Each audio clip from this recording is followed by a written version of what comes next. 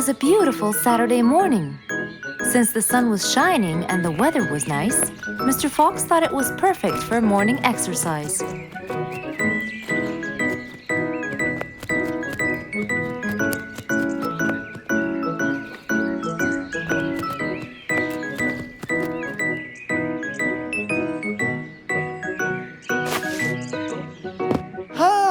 Piggy, how are you? Haven't seen you in a while. I really missed you.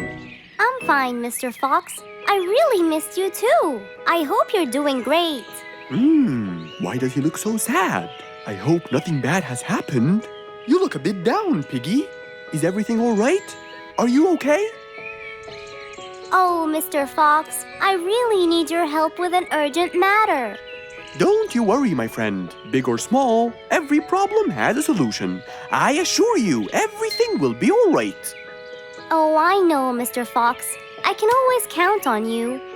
Let's go to my house. I'll get you something to drink, and then we can sit down and you can tell me all about your problem. Let's go. With that said, both of them headed off to Mr. Fox's house. So, Piggy, tell me what's the problem?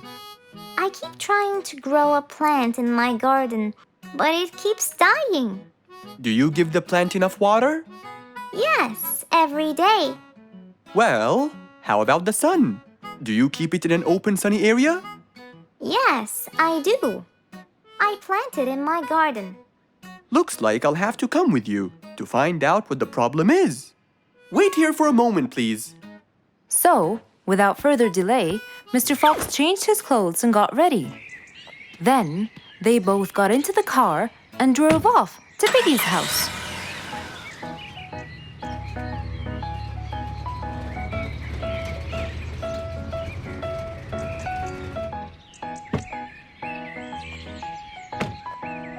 Look, Mr. Fox, these are the plants I told you about.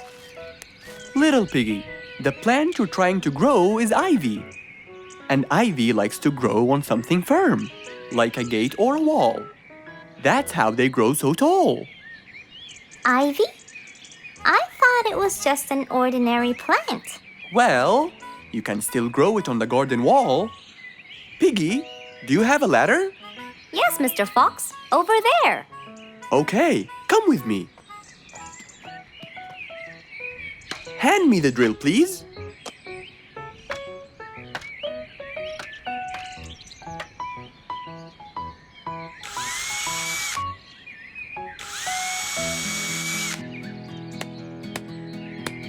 After drilling the holes and hammering the nails, Mr. Fox hung the ivy plant all across the wall.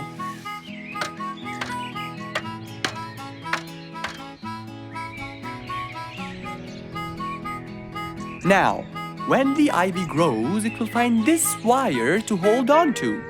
I got it. Thank you, Mr. Fox. You're welcome. Take good care of it. After saving the plant and helping his friend, Mr. Fox took off. And that, my friends, was the end.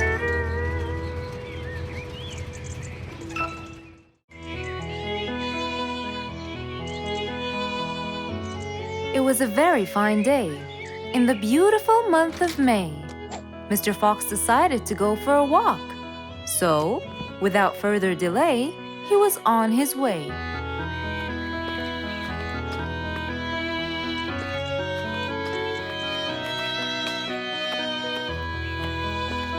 While Mr. Fox was walking, enjoying the sun and the trees, he heard a quarrel at a distance and someone saying, Stop!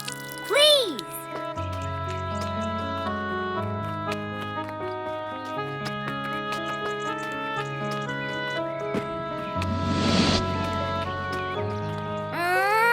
What? Can't a monkey enjoy a spring nap in peace? Nap somewhere else. I don't care. Excuse me? You splash somewhere else. You've got the whole ocean. That's more than enough room.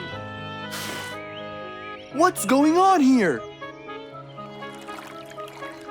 I like it here, and I'm going to stay. You stink! Bingo? Bite me. Bubbles? I gobble you up, but I prefer a healthy diet. What's the matter with you two? I'm calm and happy. I'm just simply awesome. Mr. Fox, can you believe her? Honestly, I don't believe the fact that you two are fighting in this lovely weather.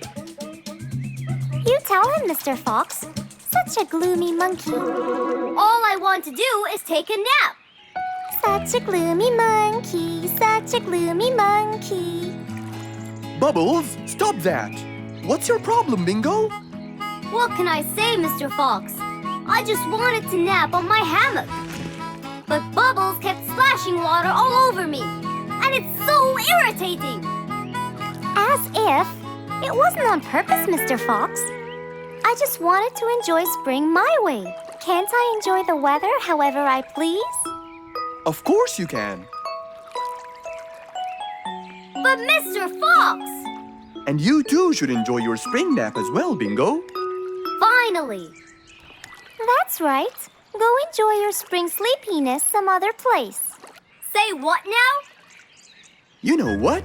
I've got the perfect solution to your problem. Really? Yes, and it's very simple. What is it, Mr. Fox? Wait here for a second. Don't splash water for a short while, okay? Fine.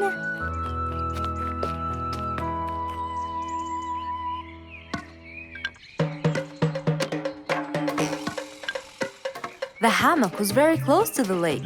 That's why Bingo got water all over him every time Bubbles splashed. But Mr. Fox wasn't gonna let them fight. He had the perfect solution for both their plights. What are you doing, Mr. Fox? Wait and see for yourself.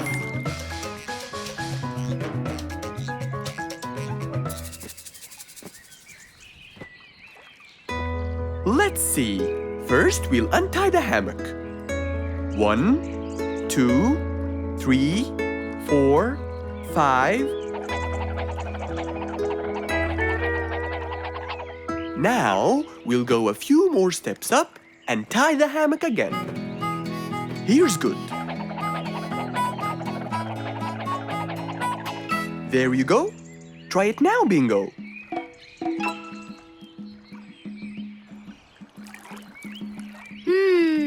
Very comfortable, Mr. Fox. I love it. And the air up here makes me sleepier. Bubbles, give me your biggest splash. Whoa! Ha ha ha ha ha. Whoops. Sorry, Mr. Fox. Don't worry about it. I feel fresh. Mr. Fox's work was done. First there was trouble, now there was none. For there was indeed no better deed than rushing to help a friend in need. An autumn windy day. It was Jumbo's birthday. He was dancing and playing with his friends, hoping this day would never end.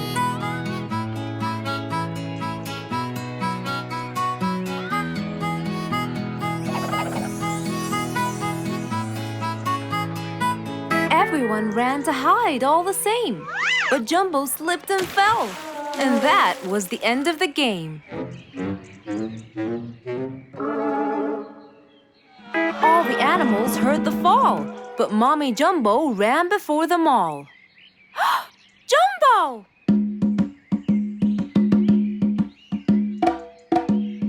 Oh, Jumbo. Combo, you have to take him to Mr. Fox immediately.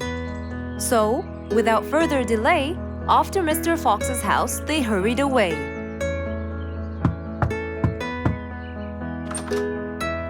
Hey, Mrs. Combo, what's wrong? Help me, Mr. Fox. Jumbo is ill. Oh, please, come in.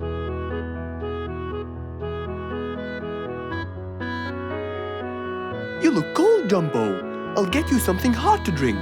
Thank you, Mr. Fox.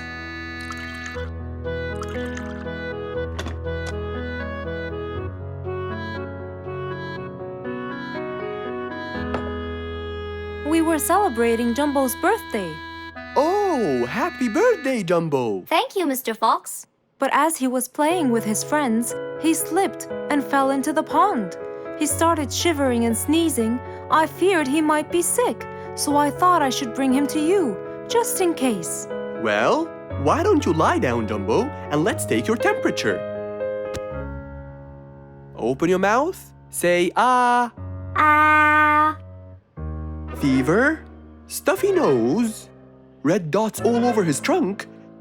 It's definitely sniffles.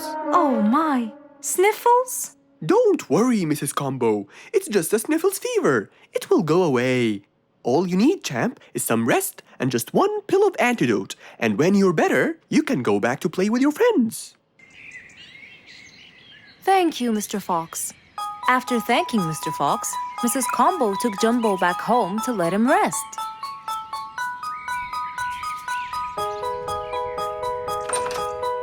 All right, Jumbo. Now all you need to do is follow Mr. Fox's advice and keep Mr. Thermometer under Under my tongue? To find out if I'm all better so I can go outside and play with my friends? But first, you gotta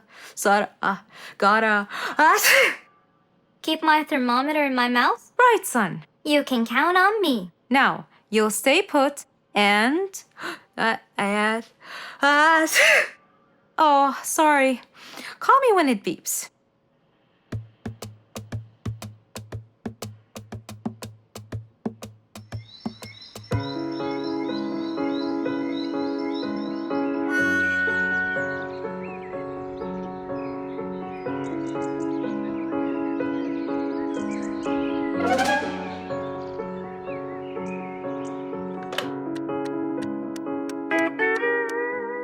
Hello, Frisky. How are you?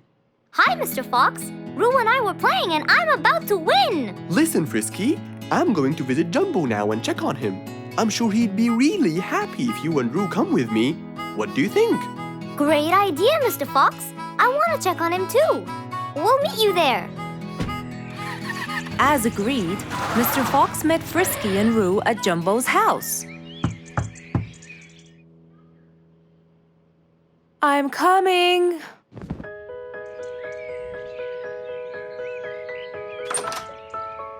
Hello, Mrs. Combo. We came to check on Jumbo. I hope he's feeling better now. Why, yes, Mr. Fox. Come in, everyone. Hey, Jumbo! I came to check on you. And I brought your friends along too. Are you feeling better now? Hi, Mr. Fox. Hi, guys. Hey, Jumbo. How are you feeling? Well, I feel better, but... Well, we need to take your temperature one more time, Jumbo. Is it time? It's time, all right? What does it say? Well, let's see. Your temperature is, oh. Your temperature is just fine and dandy, Jumbo. You're not sick anymore. You are A-OK. Yes! Now we can go outside and play. But first, I need to tell Mom. Mom? Mom? Where could she be? She's not in the kitchen. Mom! She's not in the living room. I wonder where she is. I'm here, in the bedroom. Mom? Are you okay? I think I might have caught a case of sniffles too. Don't worry, dear. I'll be fine. Now why don't you go out and play hopscotch with your friends? I'll join you when I get better. But Mom, I won't be happy if I go to play and leave you here all by yourself. I'll be only thinking of you. So, what do you think you should do, little Jumbo? I have to sit here and take care of you, Mommy. You always take care of me when I get sick. I'll take care of you and never leave you alone. Oh, I love you more than anything in the whole wide world, Jumbo. Now it's time to take your temperature. Right, Mr. Fox? You're absolutely right, Jumbo. So rather than go out to play, by his mother's side, he decided to stay.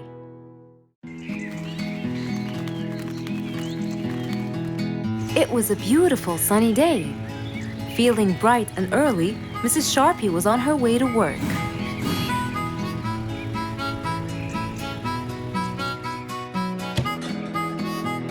Good morning, Sharpie. Good morning, Emma. You're looking good today, Sharpie. Thank you.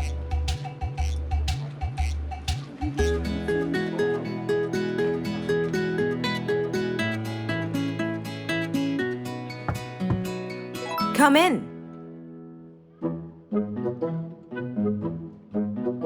Good morning, Mrs. Susan. Oh, good morning, Sharpie. Today's gonna be a special day. I hope so, but why? Well, we have more packages that need to be delivered to their owners on time. And there's a special package for the king. I'm on it, Mrs. Susan. After piling them all up, Mrs. Sharpie went to deliver the packages.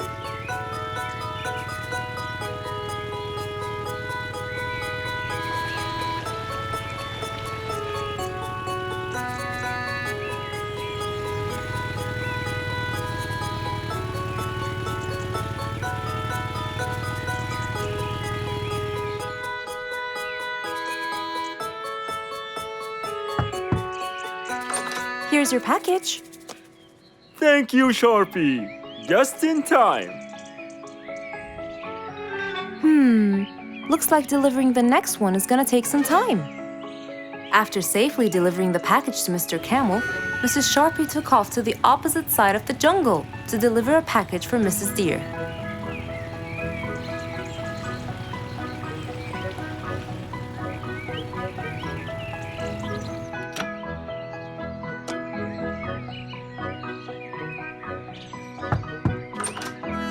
Here's your package. Thank you. But why were you late? I waited all morning. Next was Mrs. Bird's package, and that was south of the jungle. That was very tiring for Mrs. Sharpie.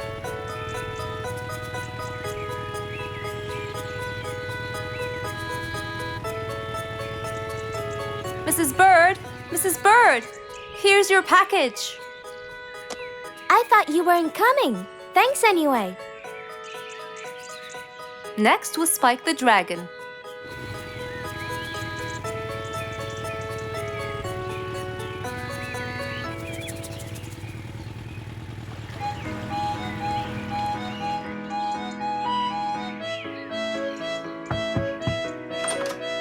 Here's your package.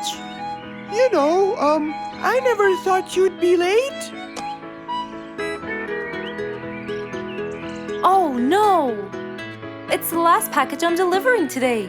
I hope the king is not too upset that I'm late. Worried and a little scared, Mrs. Sharpie took off to deliver the last package. She was already late as it is. The last package was intended for the king, and after being all over the jungle, will she be able to make it in time? Here you go, Mr. Timber. This package is for the king. Thank you, Sharpie. But the king was worried and a bit upset. Why? Well, he had to wait all day for this package. You're not usually late, Sharpie. He was very upset. My sincerest apologies. I'll be more careful next time. Mrs. Sharpie was very tired and really upset. Having to deliver packages all over the jungle was no minor task. So, she decided to go to Mr. Fox and ask for his help. Oh, hello, Mrs. Sharpie. How have you been? I'm not good at all, Mr. Fox. You have to help me. What happened? I've got a lot of letters and packages, and I keep flying east and west all over the jungle. This won't do, Mr. Fox. I'm so tired. Oh, Mrs. Sharpie, you do look exhausted. Please, come in, and we'll figure this out together. Would you like a cup of hot chocolate? No, I just want to find a solution, Mr. Fox. Okay. Tell me what the problem is exactly. I get too much letters, so I fly to deliver them. I find that the first letter should be delivered to the western part of the jungle, so I fly and deliver it, just to find that the next one is in the eastern part of the jungle. And when I fly and deliver it there, I find that the one after it is in the north. And after that, it's west again, and it's all driving me crazy. Calm down, Mrs. Sharpie. There must be a solution to all of this. That's why I came to you. I kept thinking and thinking, but they come in packages, and I must deliver them all in one day. So how can I do that? Don't worry, Mrs. Sharpie. We'll sort this out. Sort? Sort! That's it! Why don't you sort them out from the very beginning, Mrs. Sharpie? What do you mean by sorting them out? I mean, first, you should read the addresses and sort all the letters that should be delivered north together, and those that should be delivered east together, and so on. And then I'd finish all the north letters together, and the east, and then the south, and then the west, right?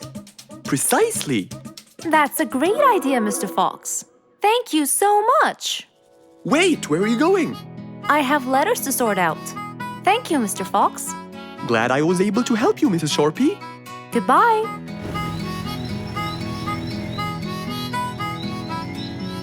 Happy with the solution she got, Mrs. Sharpie took off and looked forward to a new day with her new planned plot. It was a bright early spring morning. Still feeling a little sleepy, Mr. Fox opened his eyes and got out of bed.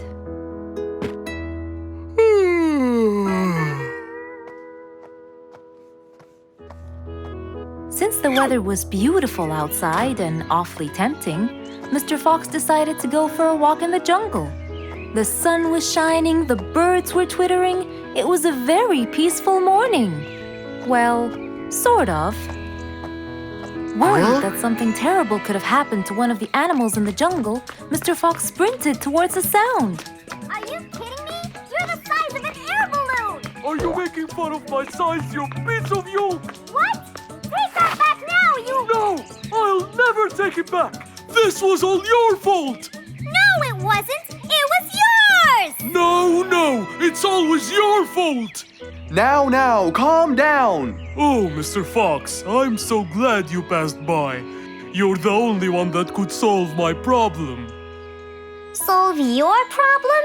No, Mr. Fox will solve our problem. No way! What you did was a total crime. So not true. You're the one who started it all and injured me, you big... There, calm down. And just tell me what happened. He woke me up. Slow down, one at a time. Mr. Panda, you go first. Thank you. Now, I was walking heading to my house when I realized that for me to get there, it will take me 12 minutes. And I was so tired and sleepy. So I thought about it, and I realized I should just lay here for a while and take a short nap. And just as I was starting to get comfortable, I found little chicklets screaming with the highest pitch into my ears, Mr. Fox. My ears! Can you believe that? Well, that's not a very nice thing to do, little chicklets. Why did you do that? But I didn't, Mr. Fox. And how is that? I was heading to my favorite lake, and I was walking just right behind Mr. Wicks, when all of a sudden, out of nowhere, he decided to lay down and fell to the ground and squeezed my beautiful wing. And if it wasn't for my high-pitched voice, I would have been dead by now. Well, that was pretty dangerous, Mr. Wicks. What should I do, Mr. Fox? I was really tired and I needed my nap. So I took it. What should a panda do to take his nap? Can't you just wait till you reach your own house? Or at least look behind you before you decide to fall down? My house is 12 minutes away, and all the walking had already stolen away all my energy. I had to take a nap to recharge. I can't keep on walking forever. Then look behind you or sleep next to a tree or something. Why don't you watch where you're stepping? It was a very troubling matter indeed. The little chick almost got crushed. But Mr. Wicks didn't mean it. He was just so tired that he fell asleep. Right? Mr. Wicks, answer me. Did you intend to squeeze little Chicklet's wings? Of course I didn't. Were you aware that you were going to take a nap in the middle of the road? Actually, I vividly remember. I walked to the tree side first, but when I woke up, I found myself in the middle of the road. How many naps do you need per day? From 5 to 7, I would say. Did you take a nap before you decided to head home? Of course. Do you usually nap in between? Not always, but today I went so far from my house. I tried to hurry to nap at home, but you know, I'm too slow. Say no more. I now know the answer. Really? Yes.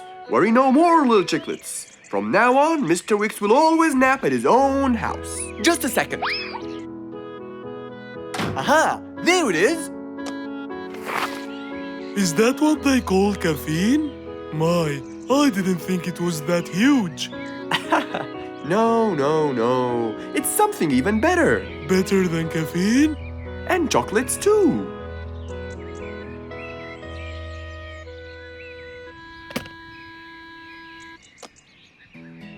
Wow! Rollerblades! So you'll be able to move fast and reach your house as fast as you can. Oh, can I try it now? Sure you can. Wow! Whee! Yahoo! Thank you, Mr. Fox.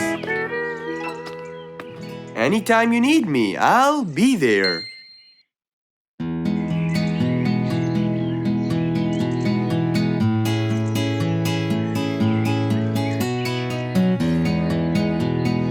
Spike the dragon always bragged about how good he was at photography.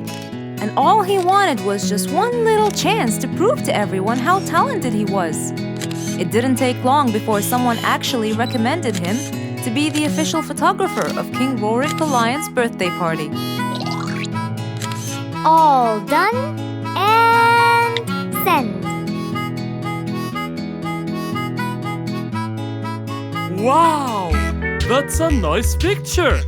Now we know who'll be our photographer. And immediately, Mr. Tiger sent a message to Spike. Oh! Finally, someone recommended me. I won't let them down. I promise. And so, Spike started to train and practice some more. His pictures were beautiful, and he felt so happy. Everything went well until the morning of the party.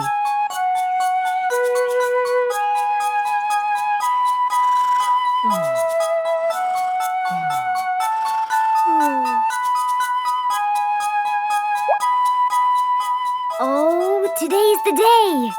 Finally! Maybe I should train some more.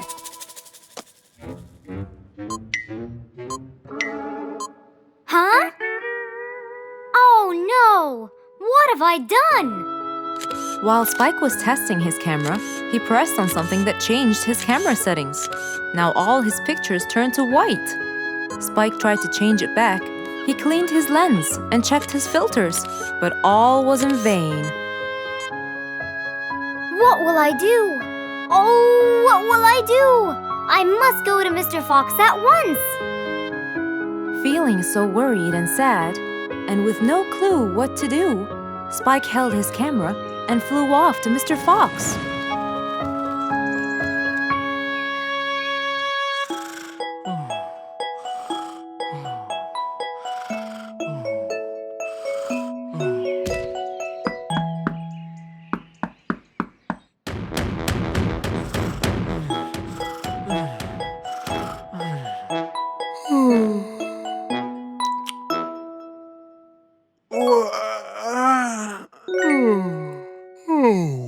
How could it be this early?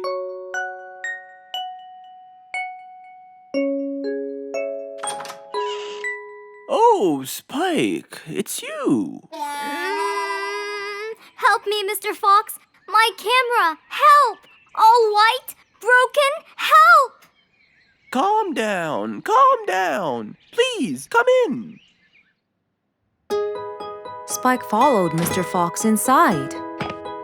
He sat down and started to speak slowly. You know today's the king's birthday party.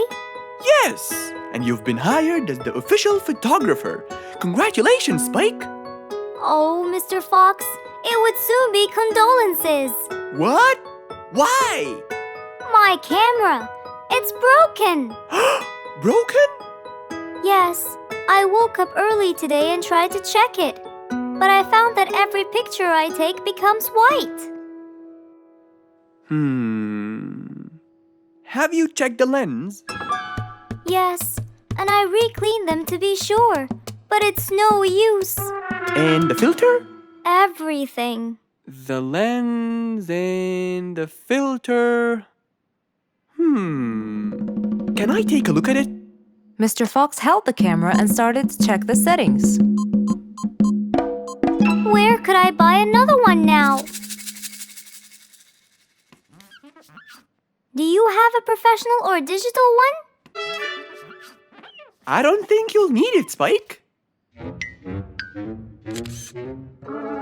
I'll go straight to prison, right? No, it wouldn't be fair to send the most talented photographer to prison. They'll all laugh at me. Are you sure about that?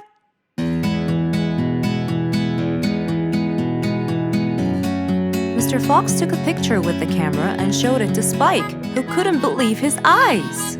Wow, it's back. What was wrong with it? Looks like you accidentally increased the gamma. Oh, I forgot to check that. Thank you, Mr. Fox.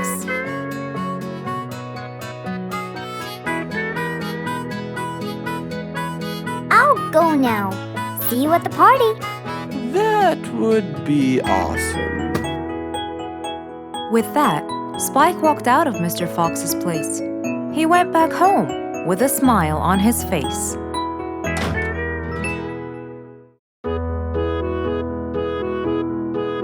Mr. Fox was known for his kindness in helping others.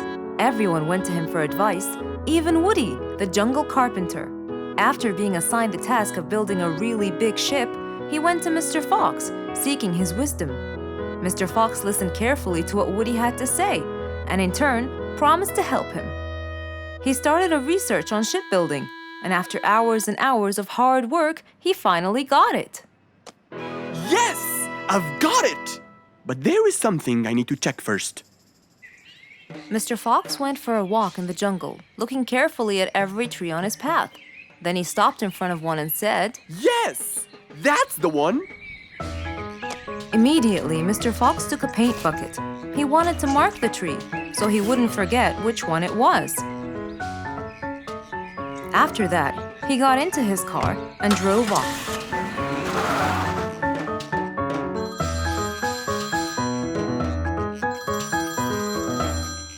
When he got home, he called Woody to tell him that he had found the perfect solution to his problem. It only took a few minutes before... Oh, Woody, right on time. Come on, Mr. Fox, tell me. Okie dokie, come in. I finally figured it out. I never doubted you, Mr. Fox. I was sure you'd be the one to help me find an answer to my problem. Oh, don't mention it. Here you go. These are blueprints. They're guidelines that will help you learn how to build the ship easily. Woody started reading the blueprints thoroughly. He knew most of what was written in it, so he looked up and said, It's a lot easier than I thought. Thank you so much, Mr. Fox.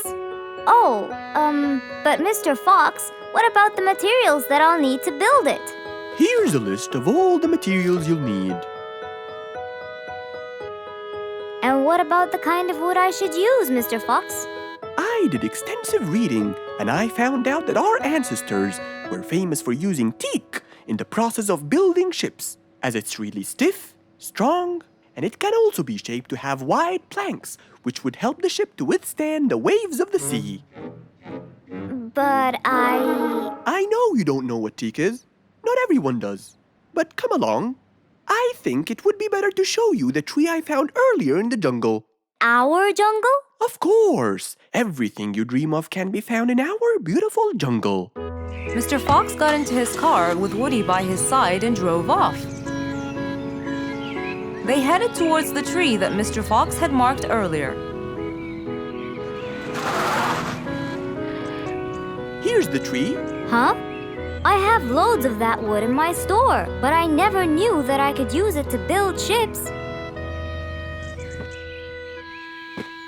I didn't know about teak either. But with a little bit of research, everything is open to you, my friend. Mr. Fox, I can't thank you enough. I'm really happy right now. I'll never forget what you've done for me. It's my pleasure, Woody. Now that I know what I should do, I'll go back and start building that ship for Nate as fast as I could. Thank you again, Mr. Fox. So, after helping his friend, Mr. Fox got into his car and drove away happily. You know, it's true what they say. A friend in need is a friend indeed.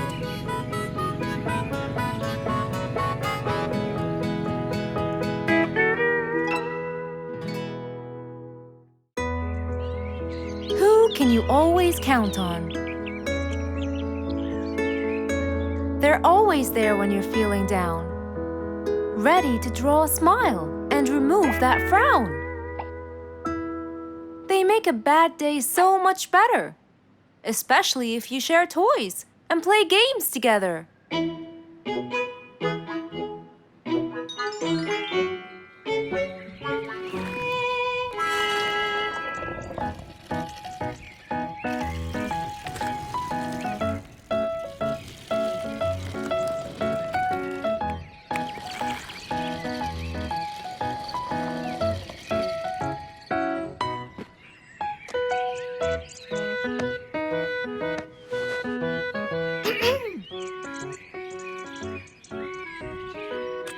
Officer Sherlock Fluffs?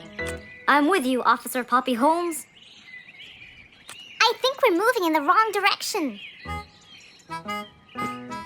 You might be right, Officer Poppy Holmes. I can see footsteps in the opposite direction.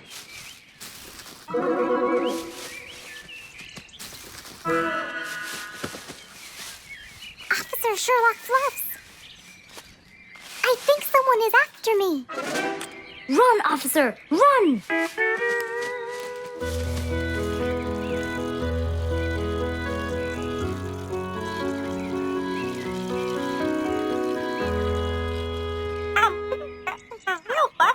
What do you mean? Poppy! Poppy! You there? Poppy! I can't believe we lost the connection. Poppy! Poppy, where are you? Filled with worry, Fluff searched and searched for Poppy, but he couldn't find her anywhere.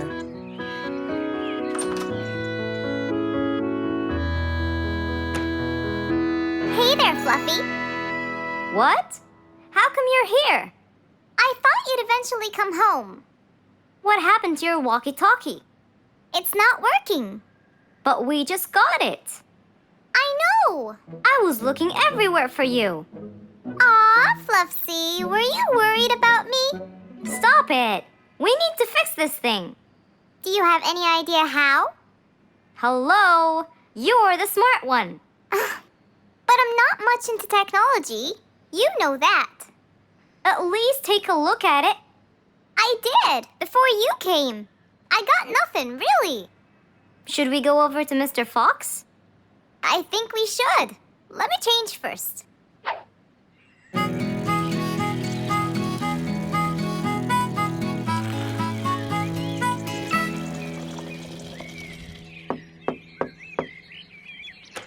Hello.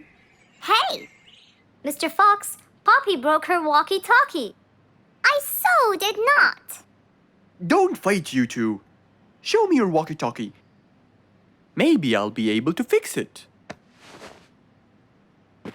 Here. But I promise I didn't break it. I'll go to the workshop and see what's wrong with it. Thank you, Mr. Fox. Sure. You really think I broke it? Why else would it stop working? But I didn't. Well, I kind of think you did. You're unbelievable.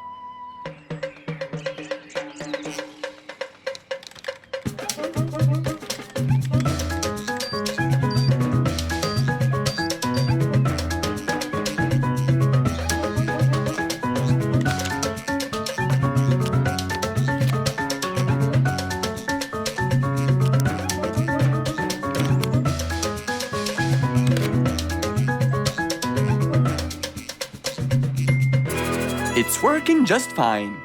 I told you. Well, it wasn't before. I tried it. I know it wasn't, but now it is. See, Poppy, you did break it.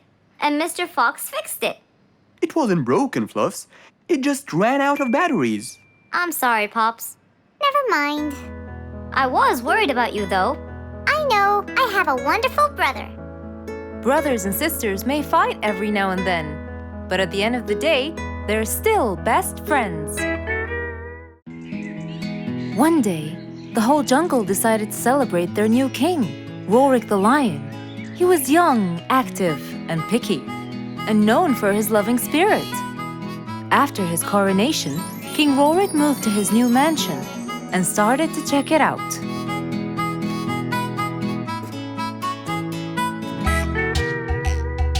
Great, and that's my throne, right?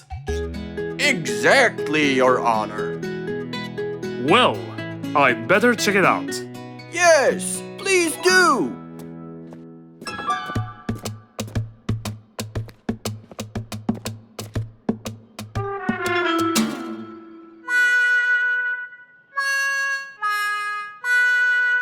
Ah, timber!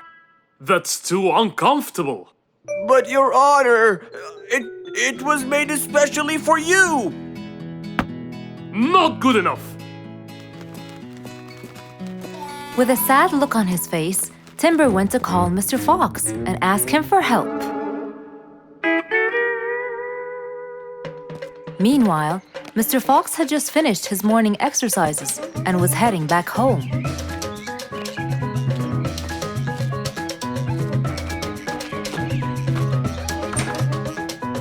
After a cold shower, he changed his clothes and had some tea.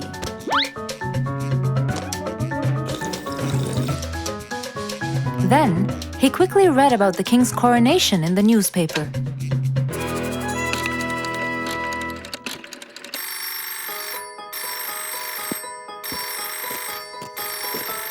Hello? Hello, Mr. Fox. Can you please, Hello, Mr. Fox. This is Rorik. Oh, hello, Your Highness. How may I help you? I need you to come immediately. There's a huge problem, and I'm pretty sure that you're the only one who can help. I'll be right there. So, Mr. Fox quickly took his keys, hopped into his car, and drove towards the king's manor.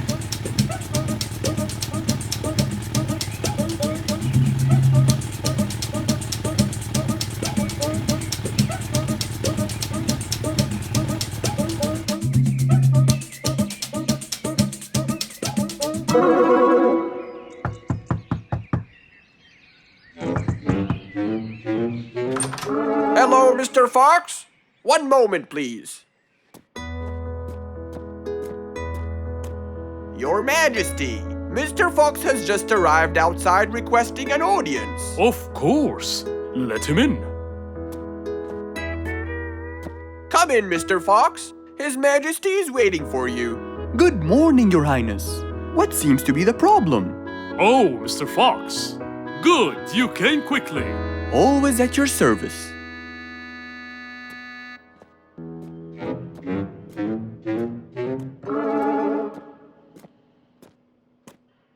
Well, I was at my coronation, and I thought I would check out my throne. But unfortunately, I felt too uncomfortable. Can you believe that I'm gonna rule the jungle on an uncomfortable throne? But I hear it was carved out of the best kind of stone. But it still hurts my back. Oh my! Anyway, I've decided to design my own throne. What a great idea! But I need your help to make it as soon as possible. It will be my pleasure, Your Highness.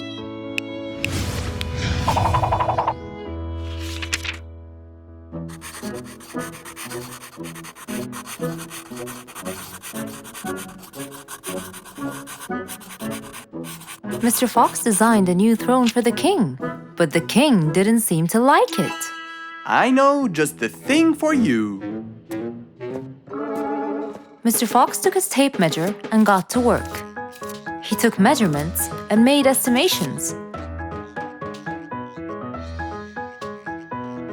This wasn't going to be easy. But Mr. Fox was gonna give it a try anyway. He hopped into his car and took off for the jungle store.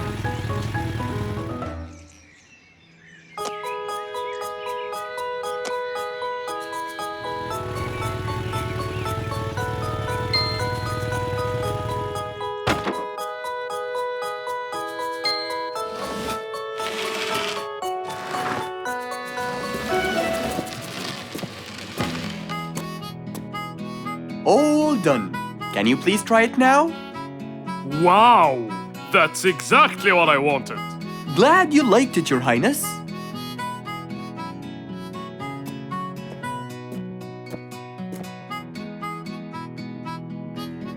And there you have it, the new King of the Jungle. It was a nice warm autumn day. Mr. Fox was doing his morning exercises, sit-ups, push-ups, and running on the jungle track. A very refreshing start to the day. But then, unexpectedly, fog started to form, stopping any plans to enjoy the beautiful weather. Why is there fog covering the whole jungle? This is really strange. It's been happening a lot lately. I really hope everyone's all right. I should head home now. Oh, I think I should probably stay home today. I don't have my morning newspaper yet. And how would I? It's impossible to see. Aha! Wait a minute. I'll try calling Mr. Falcon. He'll definitely tell me what's going on. Mr. Fox held the phone and dialed Mr. Falcon's number.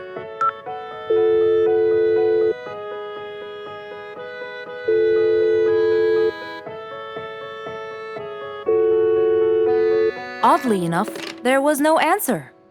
I guess he's not home. Maybe I can reach him on his walkie-talkie. As Mr. Fox went to look for his walkie-talkie, he heard a loud knock on the door. Huh? I thought everyone stayed home in this weather. Who could it be? Puzzled, Mr. Fox went to open the door. He was taken by surprise. It was Jack the horse.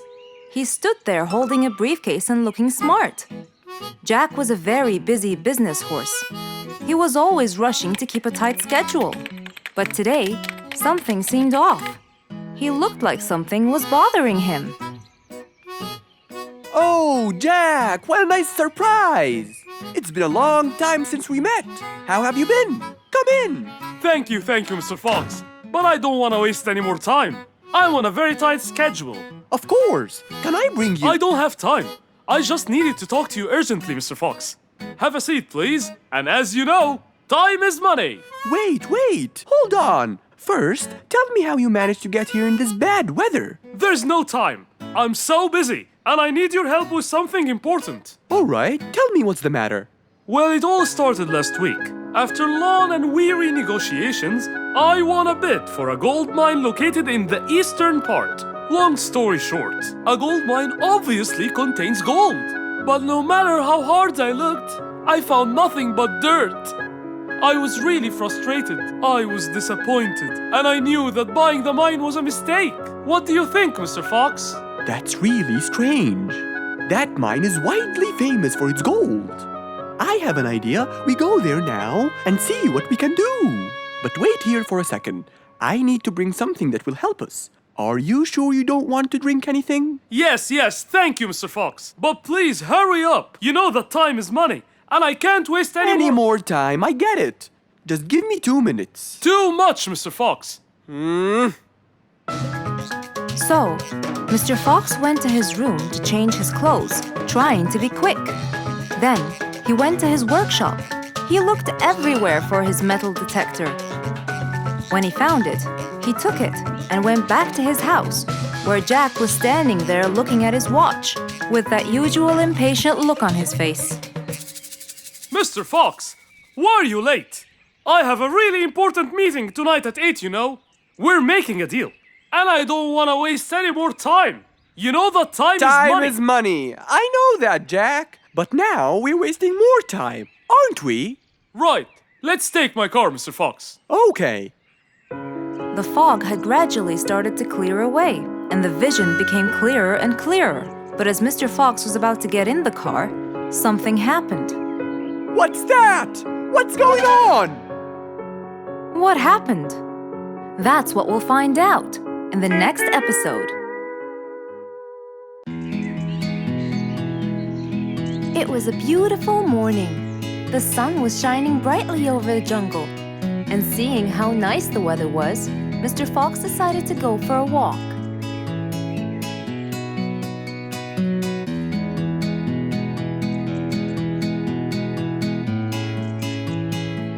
The birds were twittering, the bees were humming, and the flowers smelled pretty.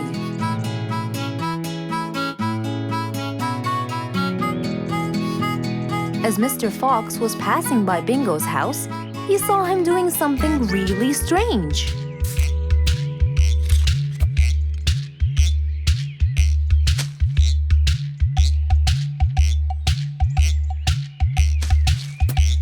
Bingo! What are you doing? I'm storing my favorite fruits to eat during the winter. But you can't just bury them. They'll soon rot. But what can I do, Mr. Fox? They only grow in the summer, and I love to eat them so much. Mr. Fox thought about it for a while. What could he do to help Bingo?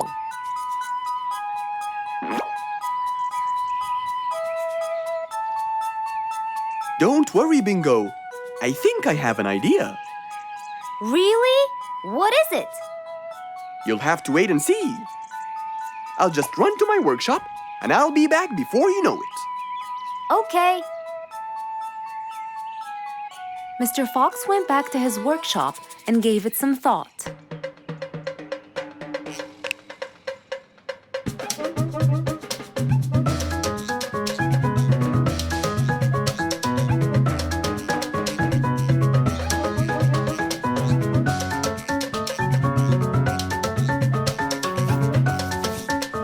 After calculating all the details, he started to gather the things that he needed.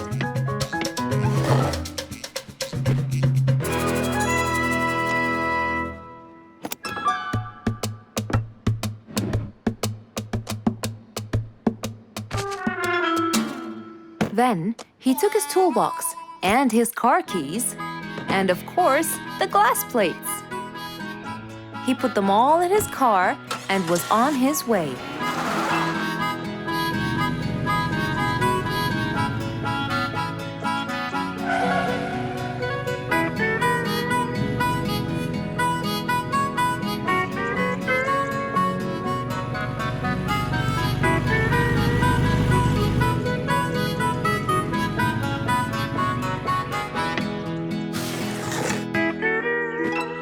What's all this for? It's a surprise. I can't wait!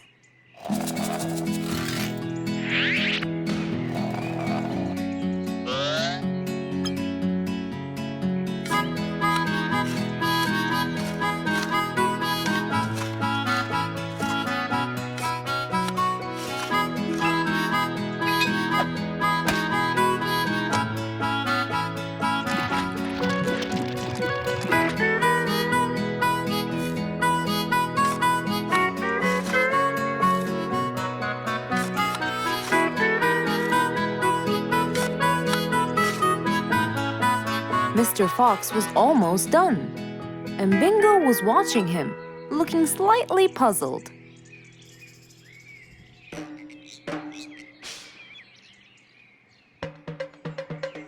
Here you go. You'll never miss pineapples again. So I can store them in here? No. You'll grow them in there. This is called a greenhouse. But it's not green, it's transparent. No. It's called green because we can grow green plants and fruits inside it whenever we want. Oh, so now I can have pineapples whenever I want? Yup. Anytime you want. Awesome! Thank you, Mr. Fox.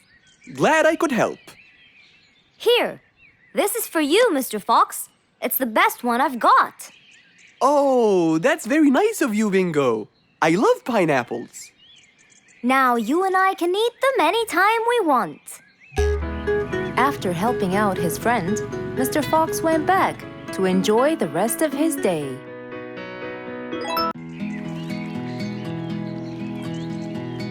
What a beautiful morning. Mr. Falcon should have been here by now. He was supposed to get me some sugar candies from the other side of the river. I can't cross that river on my own. I can't swim.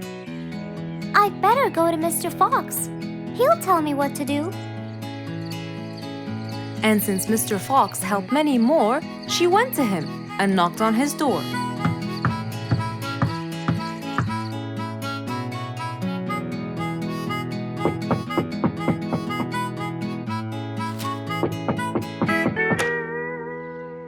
Who's there? Over here, Mr. Fox. Oh, little Auntie Lou. Welcome. Please come in. Thank you, Mr. Fox.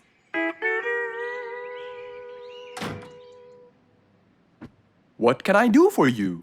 Mr. Fox, my problem might seem small, and I know how busy you are, but Don't worry, Auntie Lou. Whatever it is, we'll find a solution. Tell me, what's bothering you? sugar candies. Sugar candies? But you love them. Yes, Mr. Fox, I do. That's the problem. The only place I can find them is by the other end of the river side, and I don't know how to swim. Well, how did you get them before? I had some friends who would cross the river and bring me some candies with them. But I can't wait for them to go every time. I want to be able to get them myself. I see. So you want a way to cross that river by yourself. Yes. Do you want to learn how to swim? Impossible. I'm so afraid of the water. It's my worst nightmare. Isn't there any other way, Mr. Fox? Sure there is. Let me think. Mr. Fox thought quickly and without delay, for there was already another way. He'll build a bridge for Auntie Lou, so she could cross whenever she wanted to. Little Auntie Lou, how wide is that river? Very wide, Mr. Fox. It won't be easy, but let's go. Into the workshop ran Mr. Fox. He grabbed some wood and his toolbox. He put them in his Jeep and hopped inside. Then he and Auntie Lou went for a ride.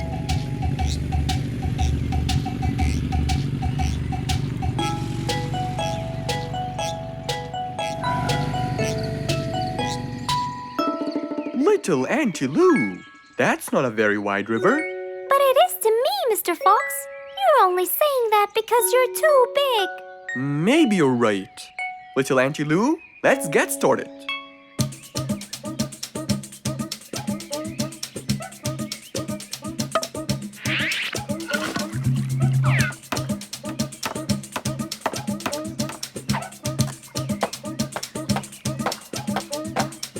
Finally, the bridge is complete. Mr. Fox, that's exactly what I wanted. Thank you so much. I'd better be on my way to collect the sugar candies. I've always dreamed of this.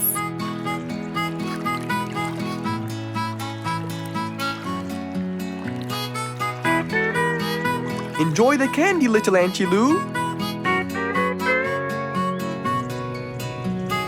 After giving his friend a happy end to the day, Mr. Fox took his car and carefully drove away.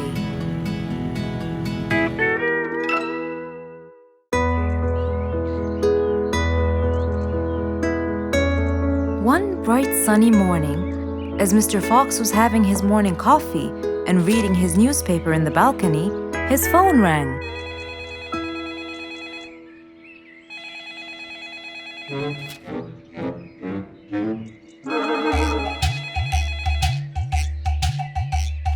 Who could it be so early in the morning? Hello? Hello, Mr. Fox. It's Rorik. Oh, hello, Rorik. How are you today? Not very good, I'm afraid. Why is that? My piano. I tried playing it today, but it sounds weird. How so? I don't know. Could you please come and check it out? Sure, I'm on my way. Thank you, Mr. Fox. I'll be waiting for you. and I'll be right there. So, quickly, Mr. Fox changed his clothes. He took his toolbox and his car keys, got into his car, and drove off to Rorik's place.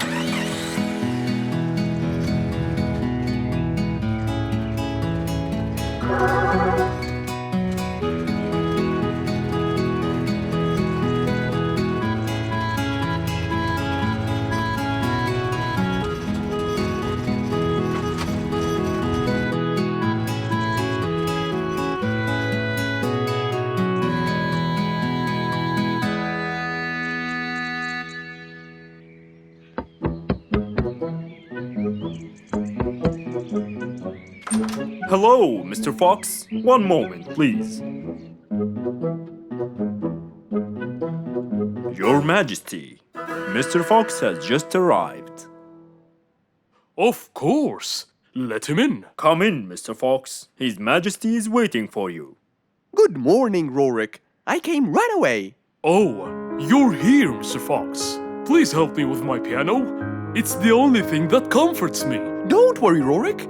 I'll see what I can do. Mr. Fox started to check the piano. He tried playing a few notes. What is it, Mr. Fox? Is it broken? Mr. Fox, please answer me. It sounds horrible.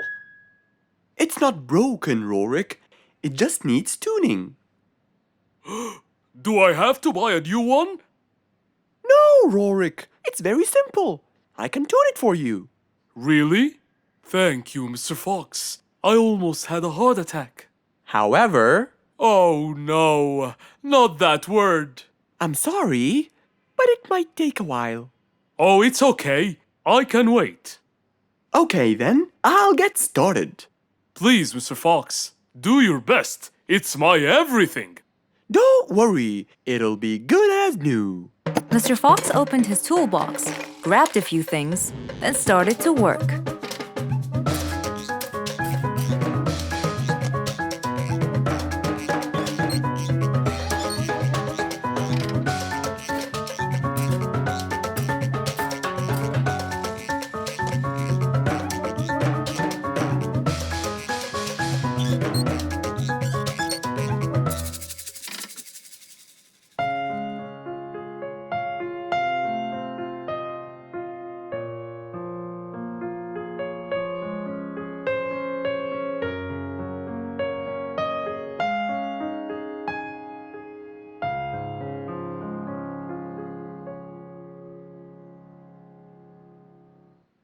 Beautiful. It sounds beautiful. Told you everything will be alright. I can't believe it. Thank you so much, Mr. Fox. Anytime, Rorik. And with that, Mr. Fox's work was all done.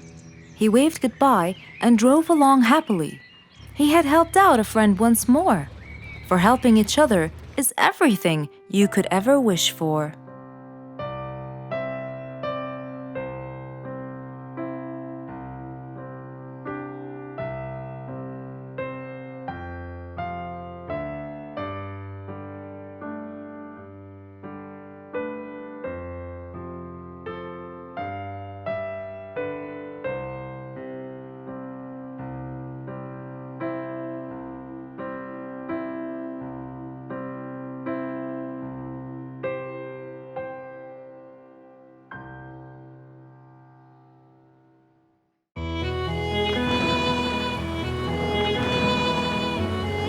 One day, the mighty eagle flew to his nest.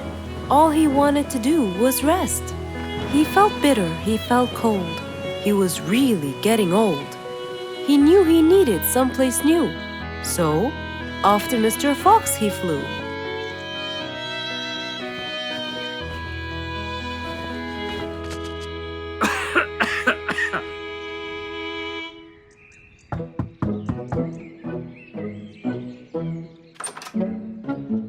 Oh, hello, Mr. Eagle.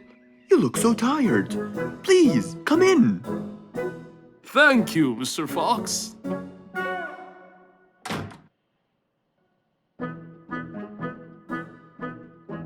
Now tell me, How may I help you? Mr. Fox, I spent years in prosperity and glory, but I'm old now and tired. I can't live out there alone in that cold weather. Where do you live, Mr. Eagle? By the mountain top. I see. The wind is strong there. I bet you catch a flu every now and then. Well, I didn't used to, but that's all in the past. Now I'm old and weary. I'm not what I used to be. Plus, I get so lonely up there. There is no one around to talk to, and no one to help me get better if I get sick. Why don't you come and live with us in the jungle? I looked around, but I couldn't find the right place for my huge nest. I'm too old to build a new one, and I can't really stay in someone's home. Mr. Fox kept thinking for a while. What could he do to help his dear old friend?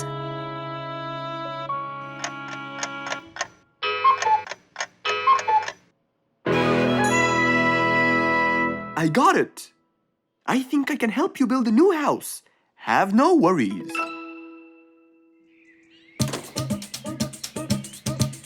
Mr. Fox quickly grabbed his toolbox and hopped into his car. He drove through the jungle while Mr. Eagle flew above him. He stopped in front of a tree that looked both old and firm, right in the middle of the jungle. Lots of animals and birds lived around here. What a beautiful place, Mr. Fox. Wait till you see what I have in mind for you. Mr. Fox started to work. He put a ladder against the tree and counted the steps up. 1, 2, 3, 4, 5, 6, 7, 8, 9, and 10. When he reached the tree branches, he opened his toolbox and took out some wooden plates. Then he started putting them together. All I need now is some nails to make sure everything would be A-OK.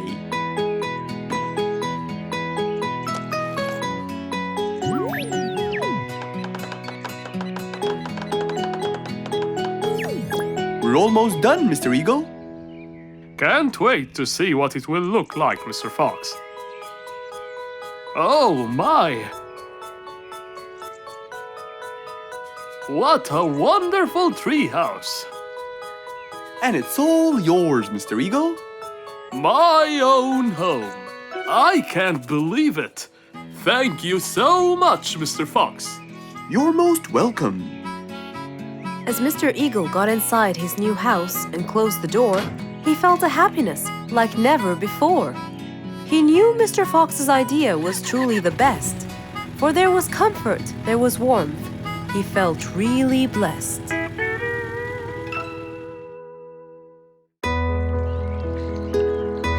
Rose stood in front of her painting stand, holding a few colors in her hand.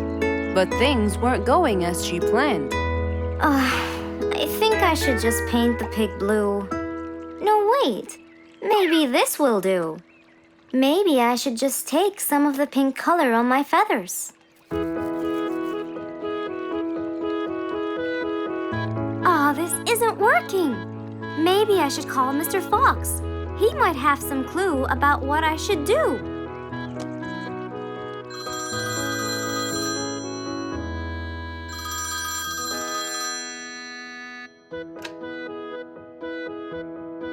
Hello. Hello, Mr. Fox. It's me, Rose.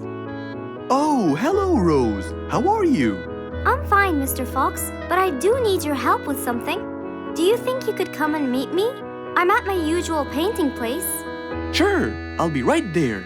So, without a moment to lose, Mr. Fox got ready, got into his car, and drove off to where Rose was painting.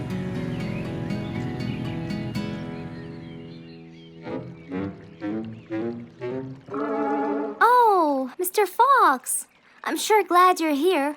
I tried everything, but nothing seems to work. What are you trying to do, Rose?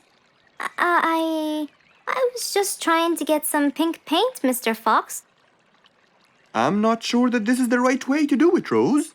Well, what should I do? Do you have an empty color palette? Of course.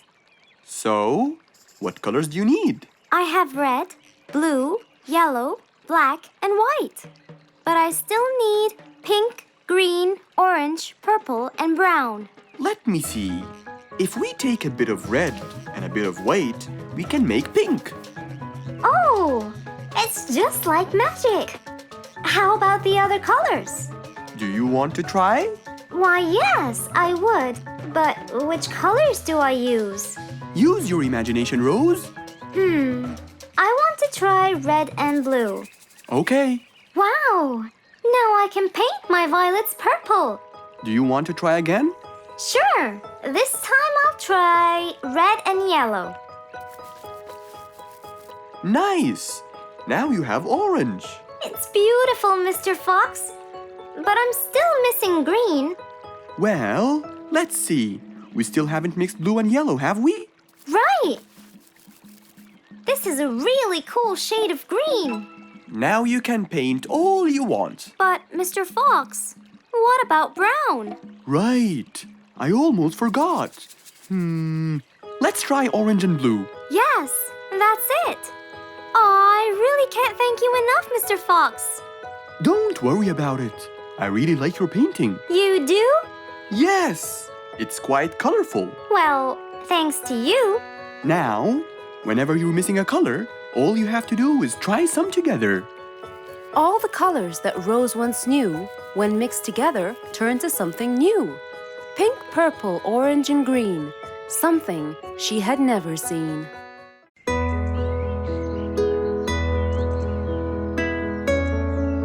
Roo is sad and looks really down. On his face, there was a frown. He had a cake, but he didn't care. And although it was his birthday, he said, Life's not fair. Thank you, Mom. "You're welcome, sweetie. Are you okay?" Yeah, I'm fine.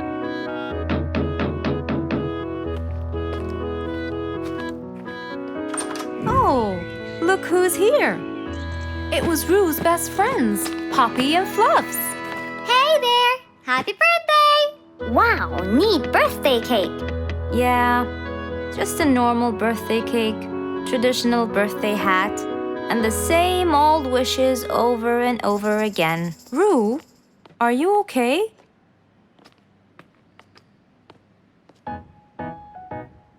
Bad timing, huh? He looks sad. I know, but the cake is still here. Oh, stop it. We have to help him feel better.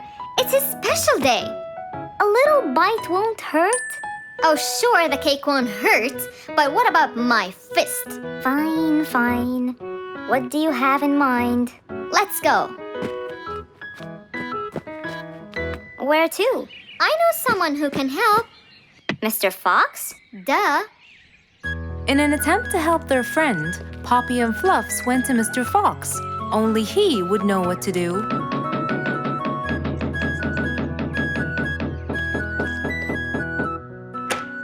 Hey, carrots. Do you have any lemonade, Mr. Fox?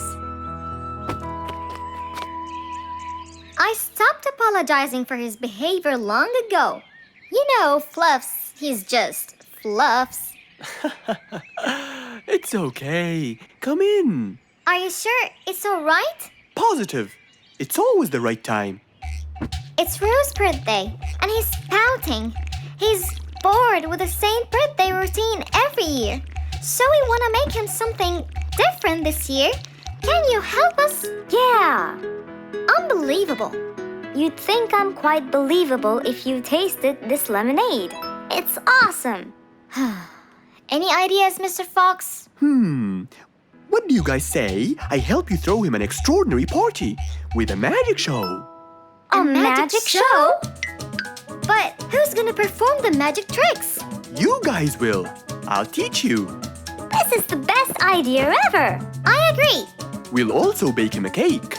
But he says cakes are boring. I can assure you, this one he will like. Sounds like the perfect plan. All right, first, let's bake the cake. It wasn't a very easy task, but all three of them worked hard to make this the best day ever.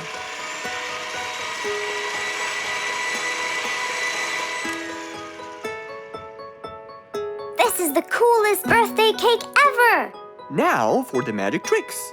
We need a bottle of water left in the freezer for around 2 hours and a plate full of ice. We'll also need some food coloring and soda. I'll get the color blue. I'll get the green and the yellow. And I think I'll get the red. We are all set now, I think. Not yet. What else do we need? Invisible ink. Huh? Fluffs and I will pour it over everything, including ourselves. And you, Pops, will give Roo this magic glitter. When he sprinkles it, everything will become visible. Cool. Let's go.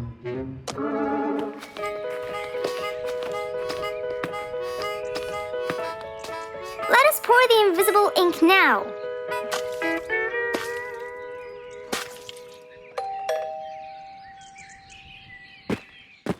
Hey, Roo! Hey, What are you doing? just sitting here, bored. Well, not for long. Yeah, right. Well, think again.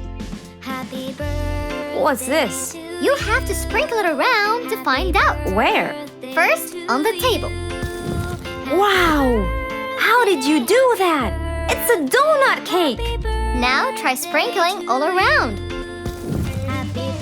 This is impossible! It's the coolest thing ever! It's not over yet.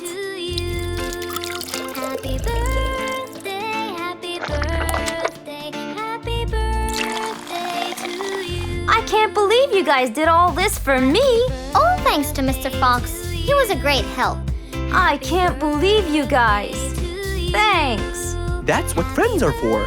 Mom, come and see! What wonderful friends you have, Roo! Yeah, I think so too. Because of his friends, Roo's birthday was extra nice. One celebration was not enough, so they celebrated twice.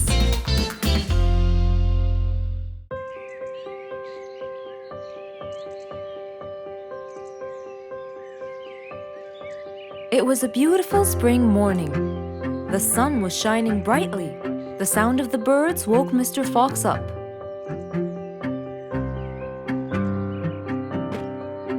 He changed his shirt, put on his tie, and his vest. Then he drank his tea. It was delicious. After reading a shop manager ad, he got into his car and drove off.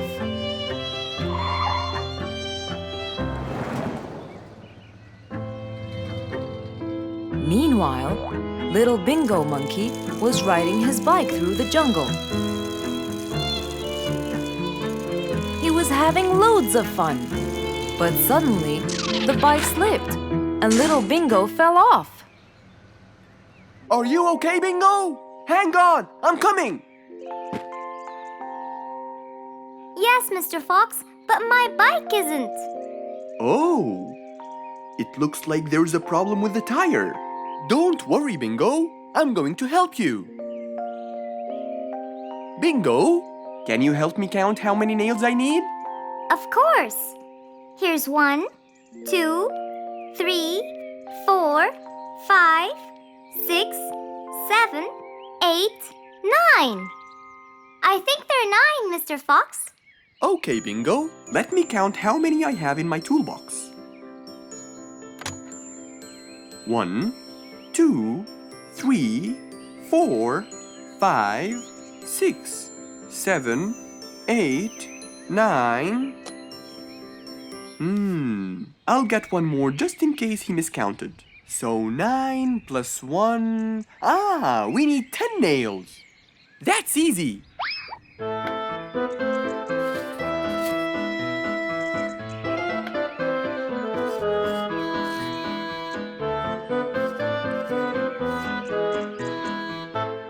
Okay, Bingo. It's all done.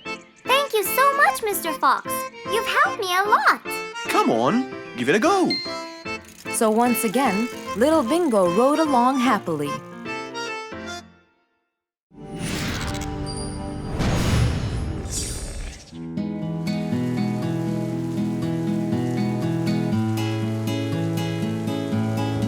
One stormy winter night, when most of the animals stayed warm in their beds and turned off the lights. There was thunder, there was lightning, and Woody the Woodpecker found it frightening. He knew he was in trouble, for his house will soon become rubble. Oh no! What am I going to do? I better go to Mr. Fox before things get worse. With a nice cup of hot chocolate, Mr. Fox continued reading his book when the doorbell rang. It was winter. No one would walk in the rain unless they had a complaint. Woody, what are you doing walking around in such cold weather? Hurry, come in!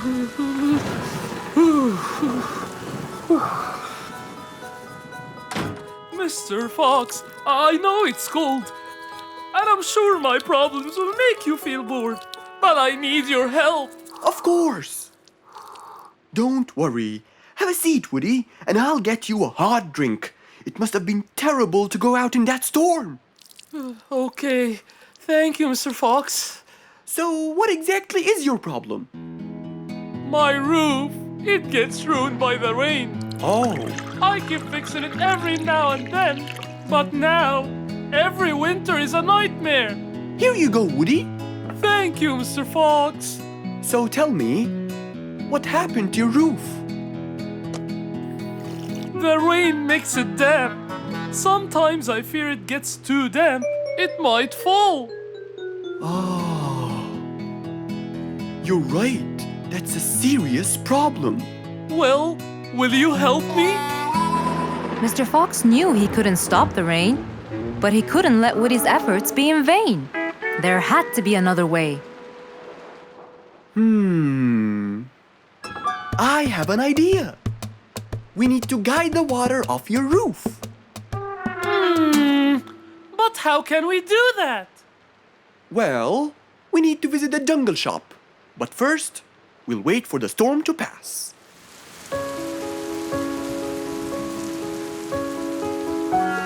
Finally, the storm faded away, revealing a bright, warm, sunny day.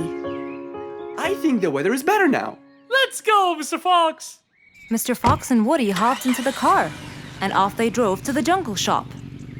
So, what will we buy from here, Mr. Fox? A sloped roof. A roof? But how will we transport it? Oh, don't worry. There's a new type of roof. They sell them like, pieces of a puzzle. Oh, that's smart! Yep. Mr. Fox and Woody chose a nice big red roof. Then, off they went to Woody's house. Mr. Fox got a ladder and climbed up. He started to fix the roof from the top. Now, all we need is to put the pieces together.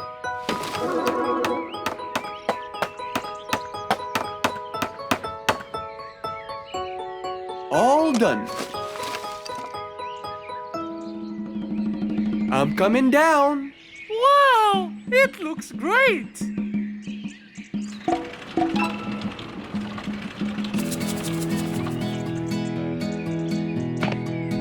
That way, all the water will slide down and the rain won't bother you again.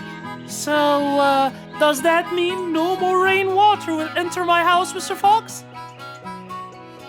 Of course not. I guarantee it. Oh, I'm so happy! Thank you so much, Mr. Fox. Oh, it was nothing. We all like living in a dry, warm place in the winter.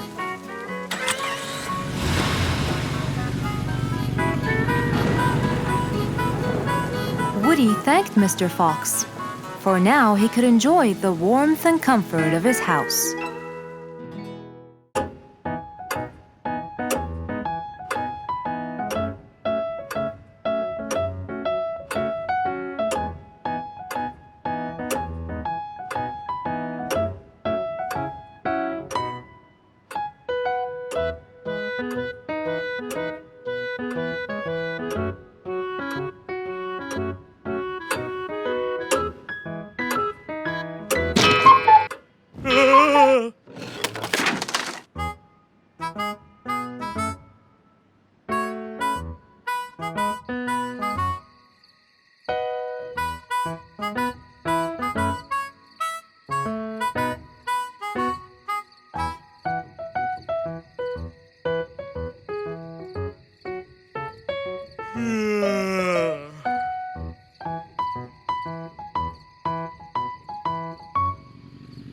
It was past midnight. Mr. Sleeperson Koala was on his way home from work. The streets were empty and quiet. He was falling asleep.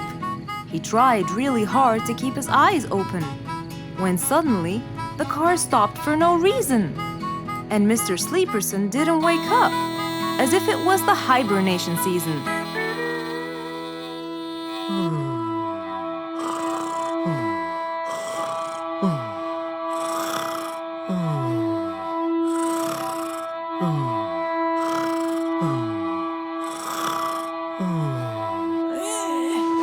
What is that? Mr. Sleeperson fell asleep on his driving wheel. The horn was too noisy for Mr. Fox to bear. He tried to block the sound out, but it was no use. He pulled his cap over his head, put earmuffs, but it was all in vain. He couldn't bear that horrible sound any longer. What a horrible sound! Who could it be this late at night? Oh no! Mr. Sleeperson! It's you again! What brought him here this time of night? And he slept on the driving wheel! Excuse me! Mr. Sleeperson! Hello? Hello?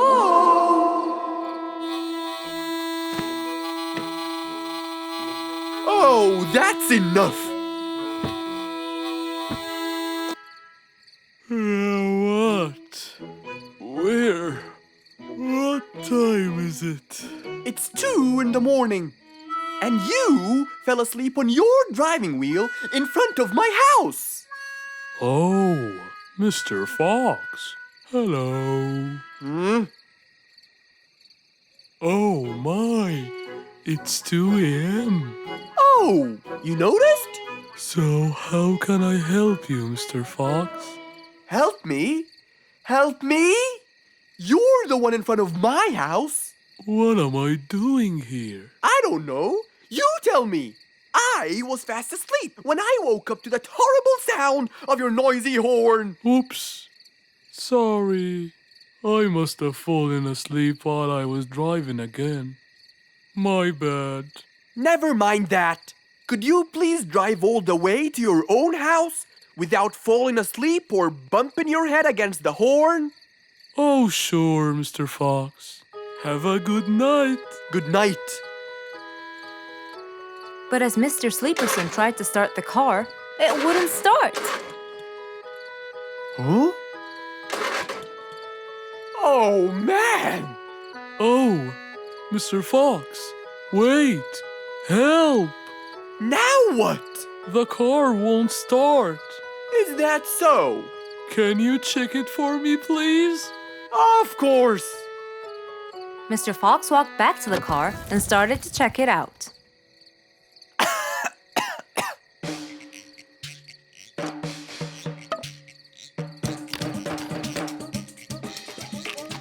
Everything seemed fine. However, when he lowered the hood cover, he found Mr. Sleeperson sleeping in the back seat. He couldn't control his anger. He banged the hood cover. But Mr. Koala was still asleep. Mr. Fox decided to hop into the front seat and try to start the car himself. Huh? Mr. Sleeperson! Your car is out of fuel! Who? Where? Your car is out of fuel! No way! Oh, What will we do now? you have to fill the tank! Okay. Mr. Sleeperson! What? Wake up! I'll fill your tank for you. I have some fuel in my house. Oh, that would be great.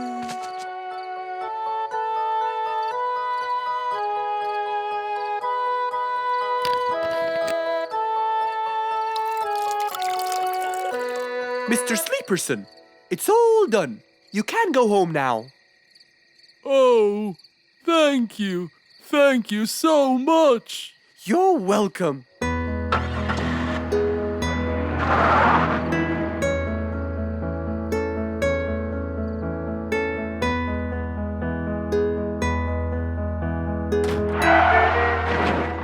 Oh, not again.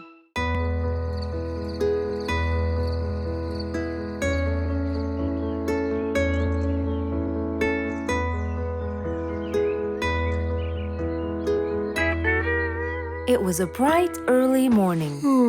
Mr. Fox woke up and went to wash his face.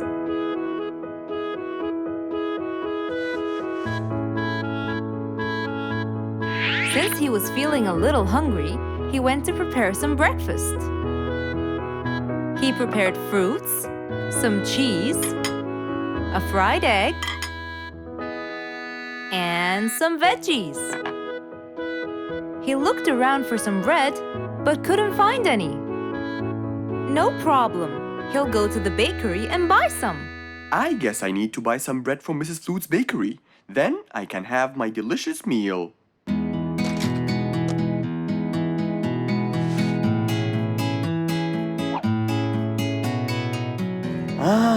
I'm very hungry. I'm sure glad the bakery is close by. I won't be needing my car.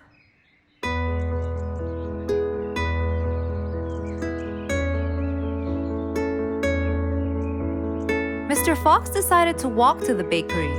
He really enjoyed the early morning breeze. And on his way...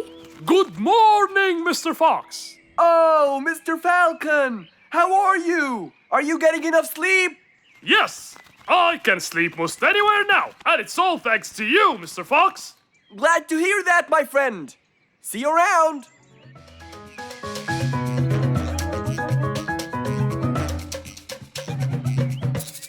When Mr. Fox finally reached Mrs. Flute's bakery, he found a long line of customers.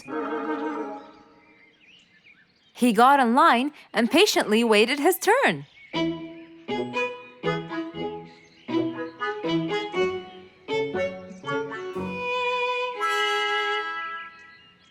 Wow, looks like everyone wants bread.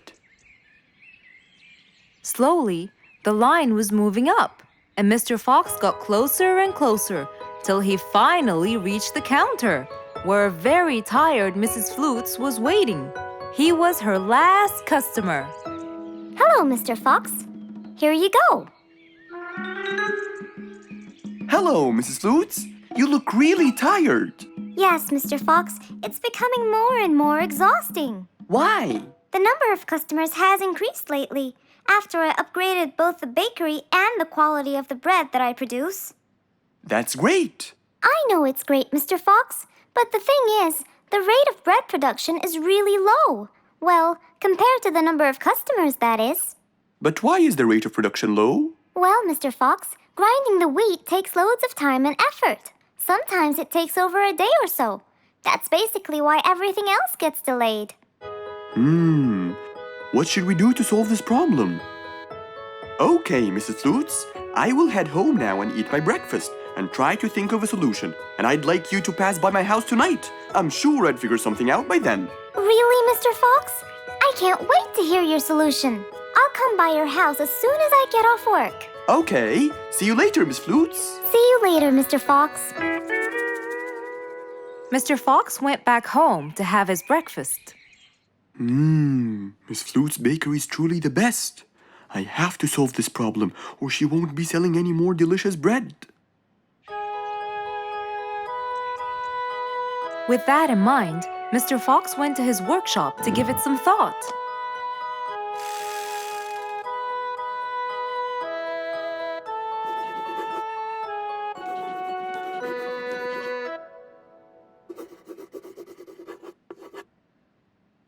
Finally, he had a great idea.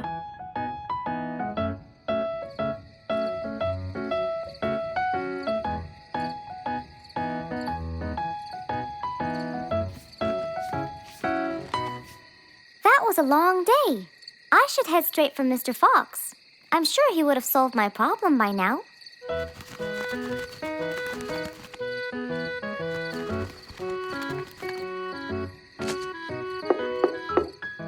That must be Miss Flutes. Hello, Miss Flutes. Come inside. Hello.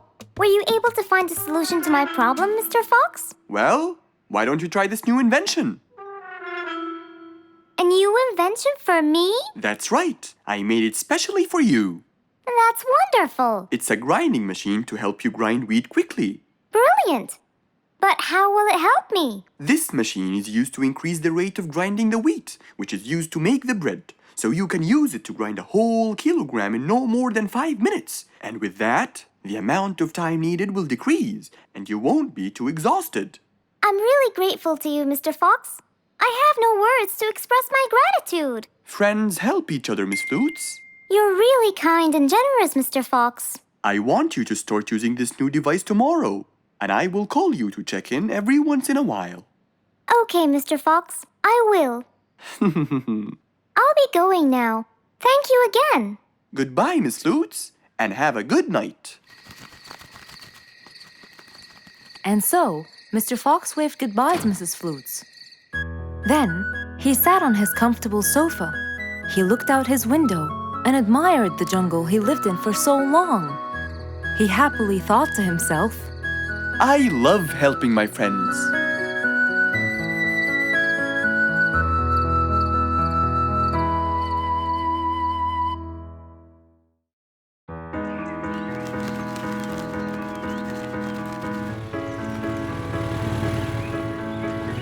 One beautiful spring morning, though tired and sleepy, Mrs. Sharpie the post owl was on her way to Alfie's house to deliver a parcel.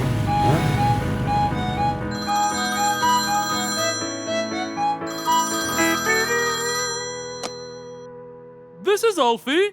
Who is it? It's Chip, Alfie. How are you? I'm fine, thank you. Great! I sent you the new sheet music, which you have to rehearse. Of course. I will as soon as it arrives. As soon as Alfie hung up the phone, he heard a knock on the door.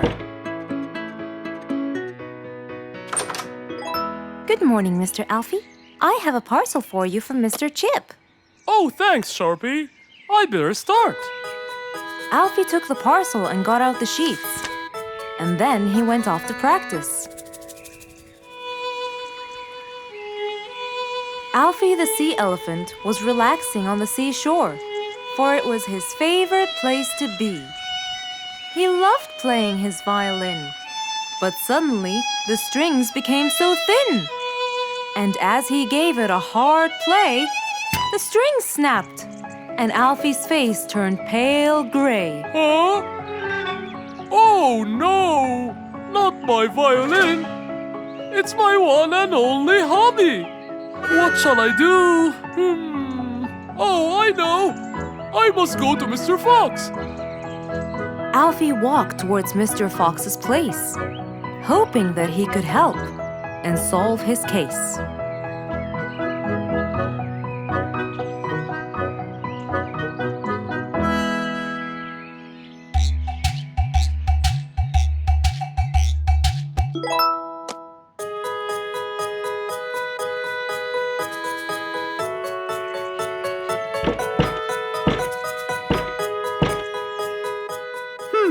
I wonder who?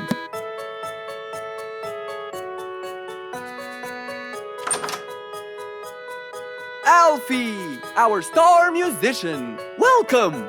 Come on in. Thank you, Mr. Fox. Have a seat. Would you like some lemonade? Yes, please, Mr. Fox.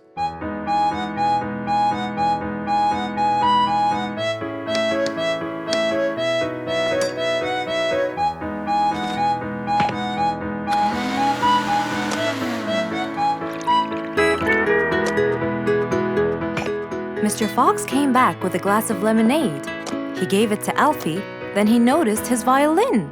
Oh, what happened to your violin?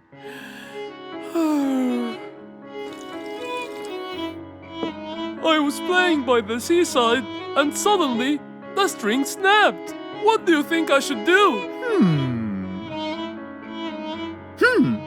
Well, we can simply buy some new strings and change them. I already bought them, but I don't know how to change them. It's my first time. No problem. It's easy. Now let me teach you how to replace them.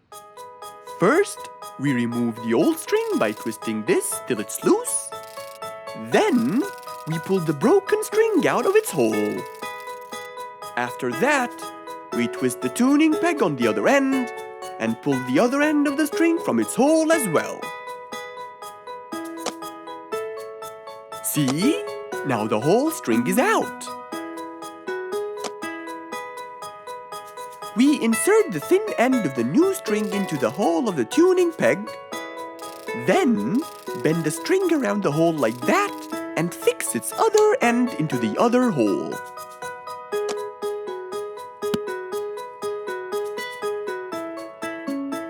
And there's the other string as well. Finally! Go ahead and play it. Okay.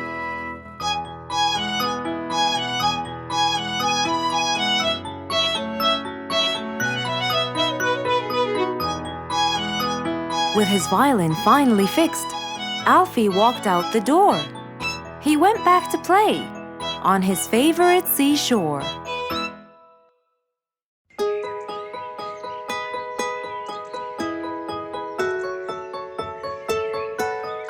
Beatrice was a little energetic bee. She wakes up early, eats her breakfast, and checks on her honey. Then she goes out to collect some nectar. That smells great. I'll take some from here. Wow, that looks fresh. Here's my favorite type. And so, she went collecting all the nectar she needed, and when she was all done, she went back home. But as Beatrice came closer and closer, she could see that someone had been to the hive. Oh no! My honey! It's all gone! Who could have done this? Beatrice looked right and left, but no one was there. Sadly weeping with grief, she went to the place where she might find relief. Oh, Beatrice, how have you been? Mr. Fox! Beatrice, what happened? Someone stole my honey and destroyed my hive! Who would do such a horrible thing? I have no idea! I was out collecting nectar, and when I came back, I found... Calm down now, calm down. I don't know what I should do! Mr. Fox felt sorry for Beatrice. He kept thinking of a way to prevent this from happening again. Aha! I got it! You know who did this? No, but I can prevent this from happening again. Really? Really? Come with me. At once, Mr. Fox ran to his workshop. He grabbed some steel, some wooden plates, and his toolbox.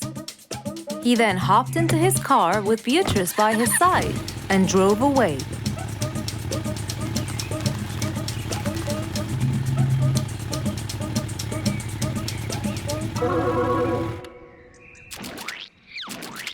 Oh, See? I told you. It's a complete disaster. you were right. But don't worry, everything will be okay now.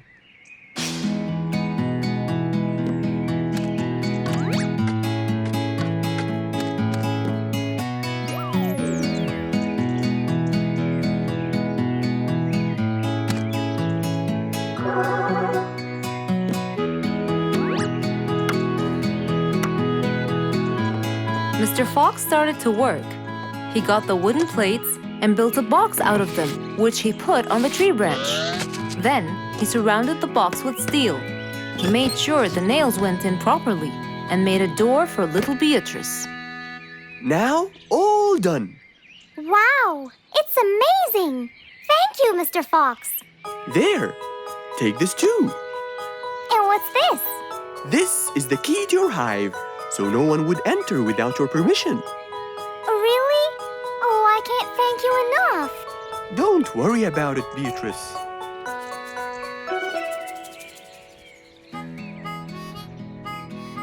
Mr. Fox. This is for you. What's this? It's one of my delicious honey jars. It's the best kind I've got. Oh, you didn't have to. Well, thank you, Beatrice. And as Mr. Fox drove away, he thought that this was the perfect end to the day. It was a bright sunny day. Mr. Fox had had his breakfast and was now out doing his morning exercises. It was then when he saw Woody, who was passing by. Ah, Woody, how are you? Haven't seen you in a while. I really missed you. I'm fine, Mr. Fox. I really missed you. I hope you're doing great. Why does he look so sad? I hope nothing bad has happened. You look a bit down, Woody. Is everything all right? Are you okay? Oh, Mr. Fox, I really need your help with an urgent matter.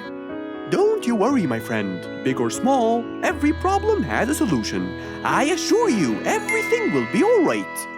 Oh, I know, Mr. Fox. I can always count on you. Let's go inside. I'll get you something to drink, and then we can sit down and you can tell me all about your problem. Let's go. Woody followed Mr. Fox to his house. There, Mr. Fox prepared something special for Woody to help make him feel better.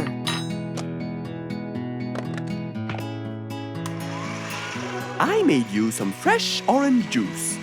This will help you relax and cheer you up. Oh, you're very generous. I love orange juice. Thank you.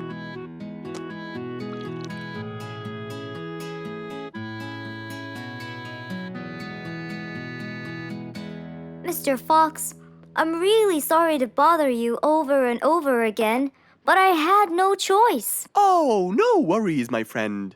You know, Mr. Fox, I'm the jungle carpenter. My business has been growing recently, and now I have many customers. Yes, you're a hard worker. You deserve it. I used to build boats for fishermen. I got famous for my skills, especially after I built Nate the fisherman the boat of his dreams. He went and told everyone in the jungle about it. They overwhelmed me with requests. That's fantastic. I'm really glad to hear that. But Nate came to me yesterday and asked if I could build him a ship. One big enough for him and all his friends, as he is planning to go on a fishing trip. It's for a special trip, he said. Yes, I've heard about that. Well, the problem is, I've never built a ship before, and I have no clue what kind of wood I'm supposed to use. I don't know what to do. How will I build him the ship he needs without the proper wood? Will you help me, Mr. Fox?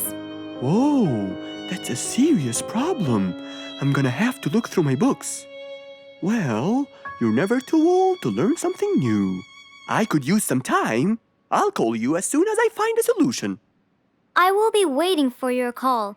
I know you'll be able to help me, Mr. Fox.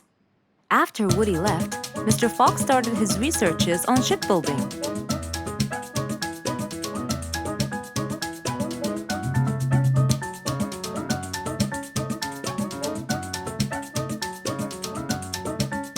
After hours and hours of hard work, he finally got it. Yes! I've got it! But what did he get? We'll find out in the next episode.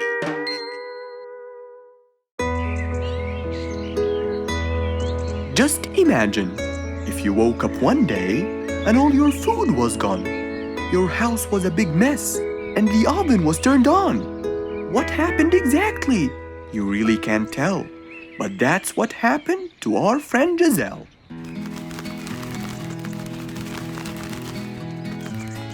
It was a lovely morning, just like all others. But when Giselle arrived, she was burdened with troubles.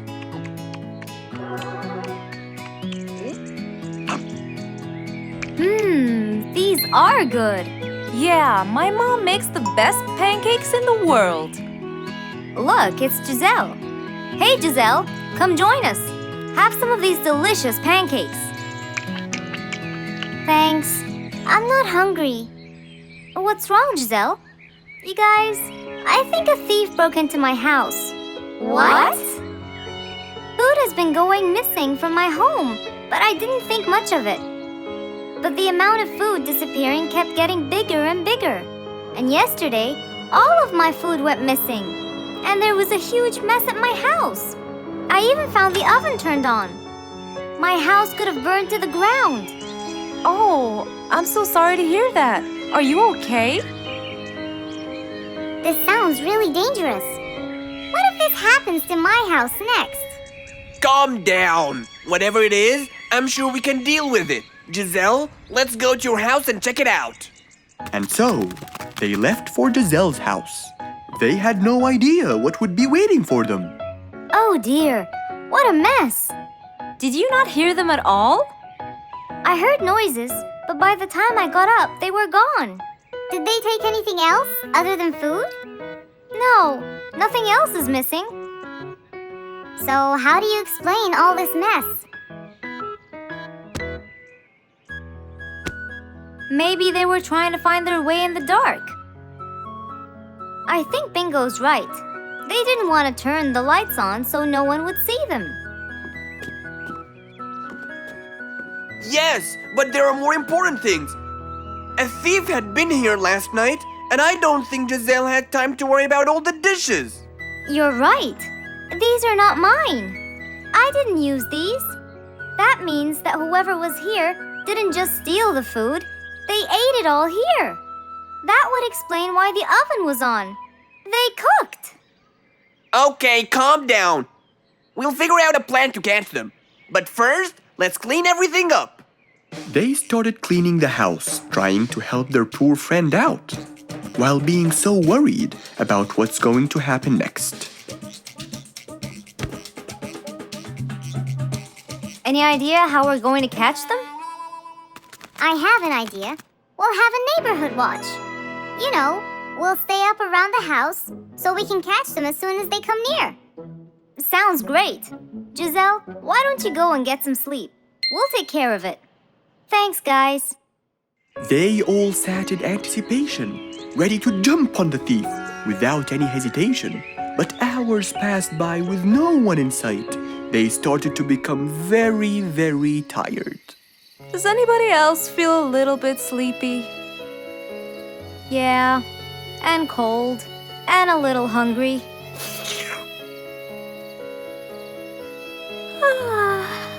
Parrot, do you see anyone from up there? No, no one's around. Guys, you can go home. I'll stay here for the rest of the night. I'm not tired.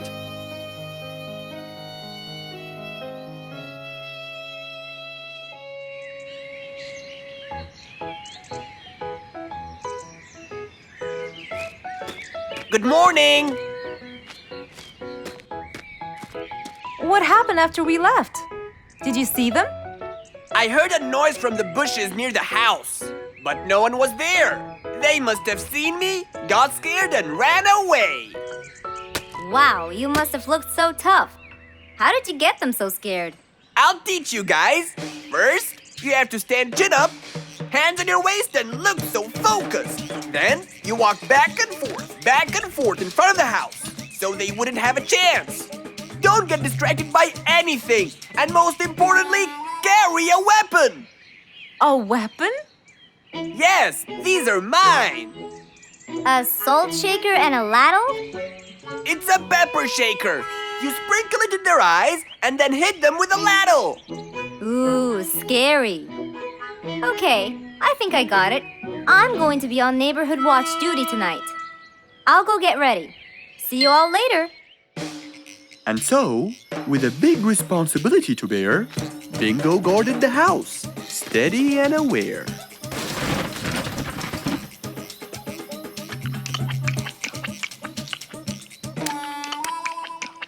Zebra, what are you doing? What? Where am I? Giselle's house. What is that noise? Did you catch it? Yes, it's Zebra. He's been sleepwalking and eating all your food. Oh no! Giselle, I'm so sorry. I wasn't stealing your food. This happened before. I sleepwalk a lot. Don't be mad. I can't believe it's been you all along. That is so funny. You're not going to tell everyone about it, are you? If she doesn't, I will. I knew you couldn't scare a thief away with a ladle. You could! You know what? I'm just happy Giselle is safe. I'll just go home now. I need some sleep.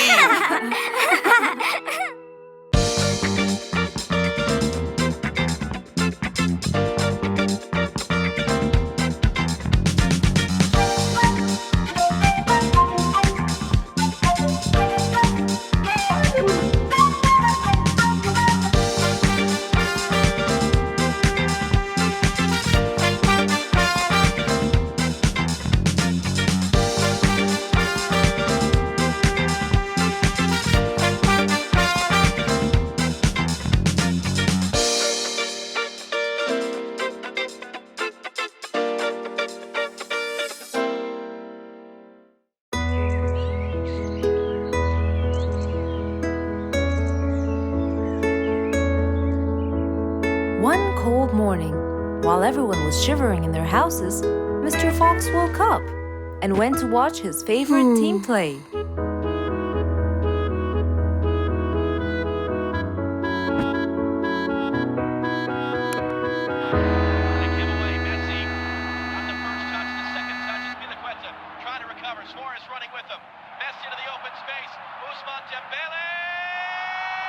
Ah! He's going to win! I wonder who could it be so early? Wait a second! I'll be right there! Good morning, Woody! How are you? It's been a long time since we last met. Oh, Mr. Fox, it has been a while. Tell me, have you finished building Nate's ship? Yes, Mr. Fox. I used teak and bamboo. Nate liked it a lot. He took it out on a trip. He and his friends had so much fun. Great! Mr. Fox, I noticed how beautiful your flowers look. You take really good care of them. Of course! And you know what? I'll tell you everything I know about flowers. Really? Thank you, Mr. Fox. Come in and have a seat while we talk. Okay. Woody followed Mr. Fox inside. Feeling a little cold, he waited patiently while Mr. Fox prepared 2 nice bowls of hot soup for them both. Here you go. Thank you. It's delicious. Glad you liked it. Now tell me, what's bothering you, Woody? How did you know that something was bothering me? I know you all too well, my friend. Okay. You know, it's really nice and warm here.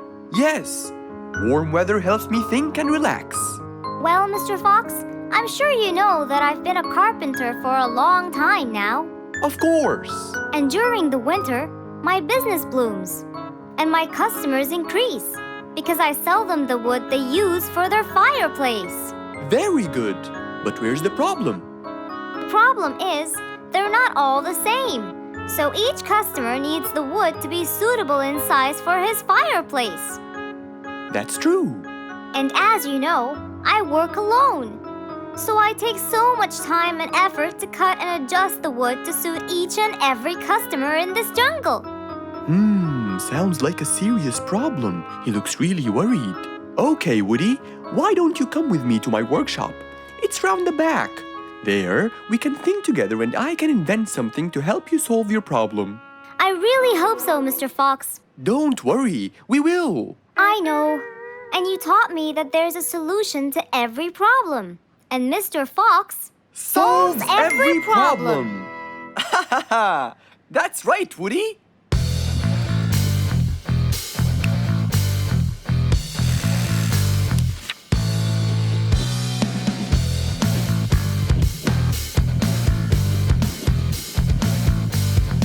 I will invent a gigantic wood-cutting machine that has the ability to choose and control the size and shape of your wood depending on what you need.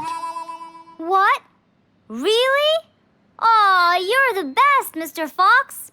I'm just going to need some time to build the machine. You got it, Mr. Fox. I'll go get a few things done and I'll come back. Okay, I'll see you then, Woody.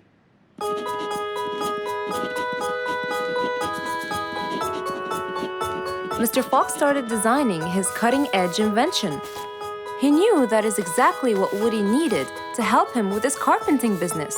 And because he was making this device for Woody, he thought he'd add a bit of color to make it all even more special. Finally! This is it! Mr. Fox's size-adjusting wood-cutting machine.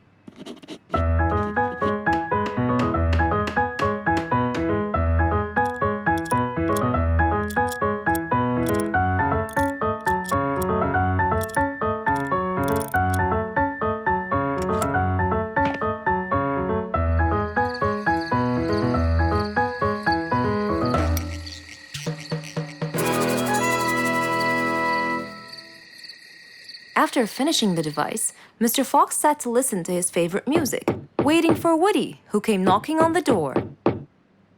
Hello, Woody! You're right on time! Have you finished building the new machine for me, Mr. Fox? Of course I have. It's in my workshop. Let's go see it.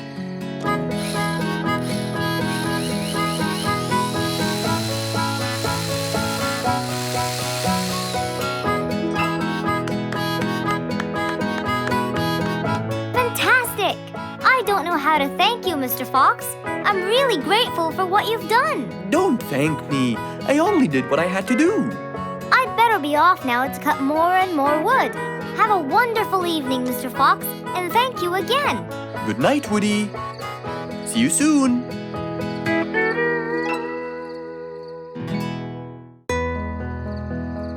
One nice spring night, Mr. Fox was sitting in his balcony, relaxing and drinking his favorite juice, when suddenly the phone rang.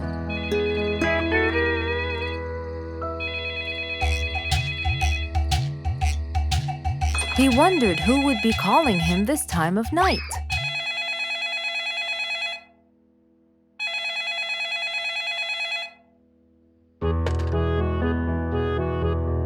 Hello? Who is it? Mr. Fox, it's Rorik. Your Majesty. How may I help you? Well, Mr. Fox, I'd like you to come to my house early in the morning to discuss something urgent. Of course. I'll be there. After he hung up the phone, Mr. Fox went to sleep. He was supposed to wake up early. He wouldn't want to miss his appointment with the king.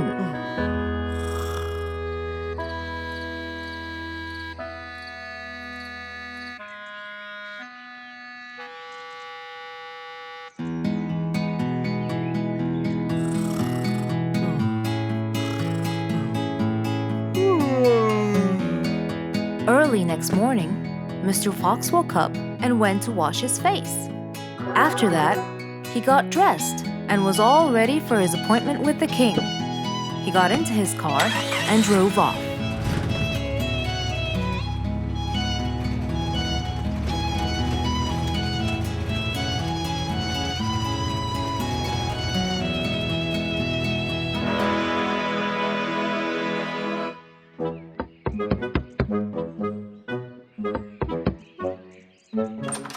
Hello, Mr. Fox. One moment, please. Your Majesty, Mr. Fox has just arrived. May he come in? Of course. Let him in. Come in, Mr. Fox. His Majesty is waiting for you. Good morning, Your Majesty. Hope I'm not late. No. You're always on time. How are you, Mr. Fox? I'm fine. And how's our little Frisky? He's fine. A little mischief every now and then. You can never get him to stay in one place. But thanks to your bracelet, we can always find him. Saved us a lot of trouble. It's my pleasure. So tell me about this urgent matter. As you know, our jungle's population has been increasing lately. Indeed. Our population has increased. Yes, but it's getting harder to summon them all to the meeting every time. That's why I called you, Mr. Fox. I need you to figure out a way for me to reach all the animals at the same time. Let me see. I need to think this through. That's okay, Mr. Fox. But please, don't take too much time. Don't you worry, Your Majesty. I will find a solution by tomorrow.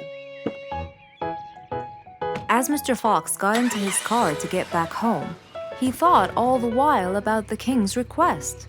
How could he help the king with his problem? With everything else Mr. Fox has faced, this might be a slightly bigger challenge for him.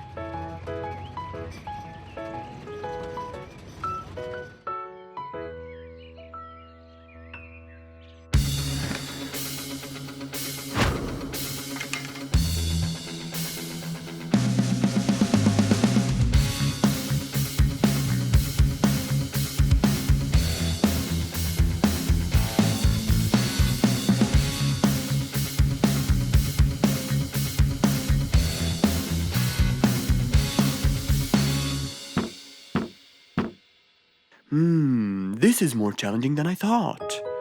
Maybe a short break will help. Mr. Fox went back to his house and sat on his sofa. Since he can't think anymore about the king's request, he thought it would be great just to relax and watch his favorite TV show. Everything was peaceful and quiet. But then suddenly, I got it! Mr. Fox rushed back to his workshop. He quickly designed a new device. He carried the new device to his car, and off he went to King Rorik's place.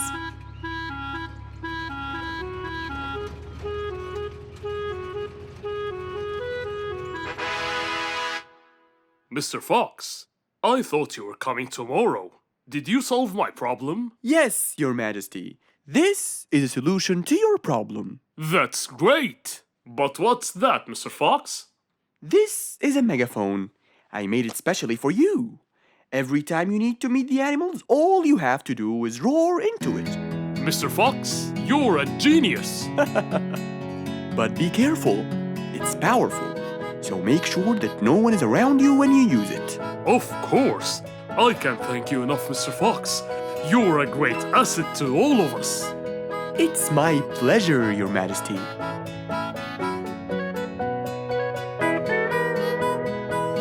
Goodbye, Mr. Fox. Mr. Fox got into his car and waved goodbye to the king. He was feeling happy and pleased. The problem was now solved, and he was able to help out a friend once more.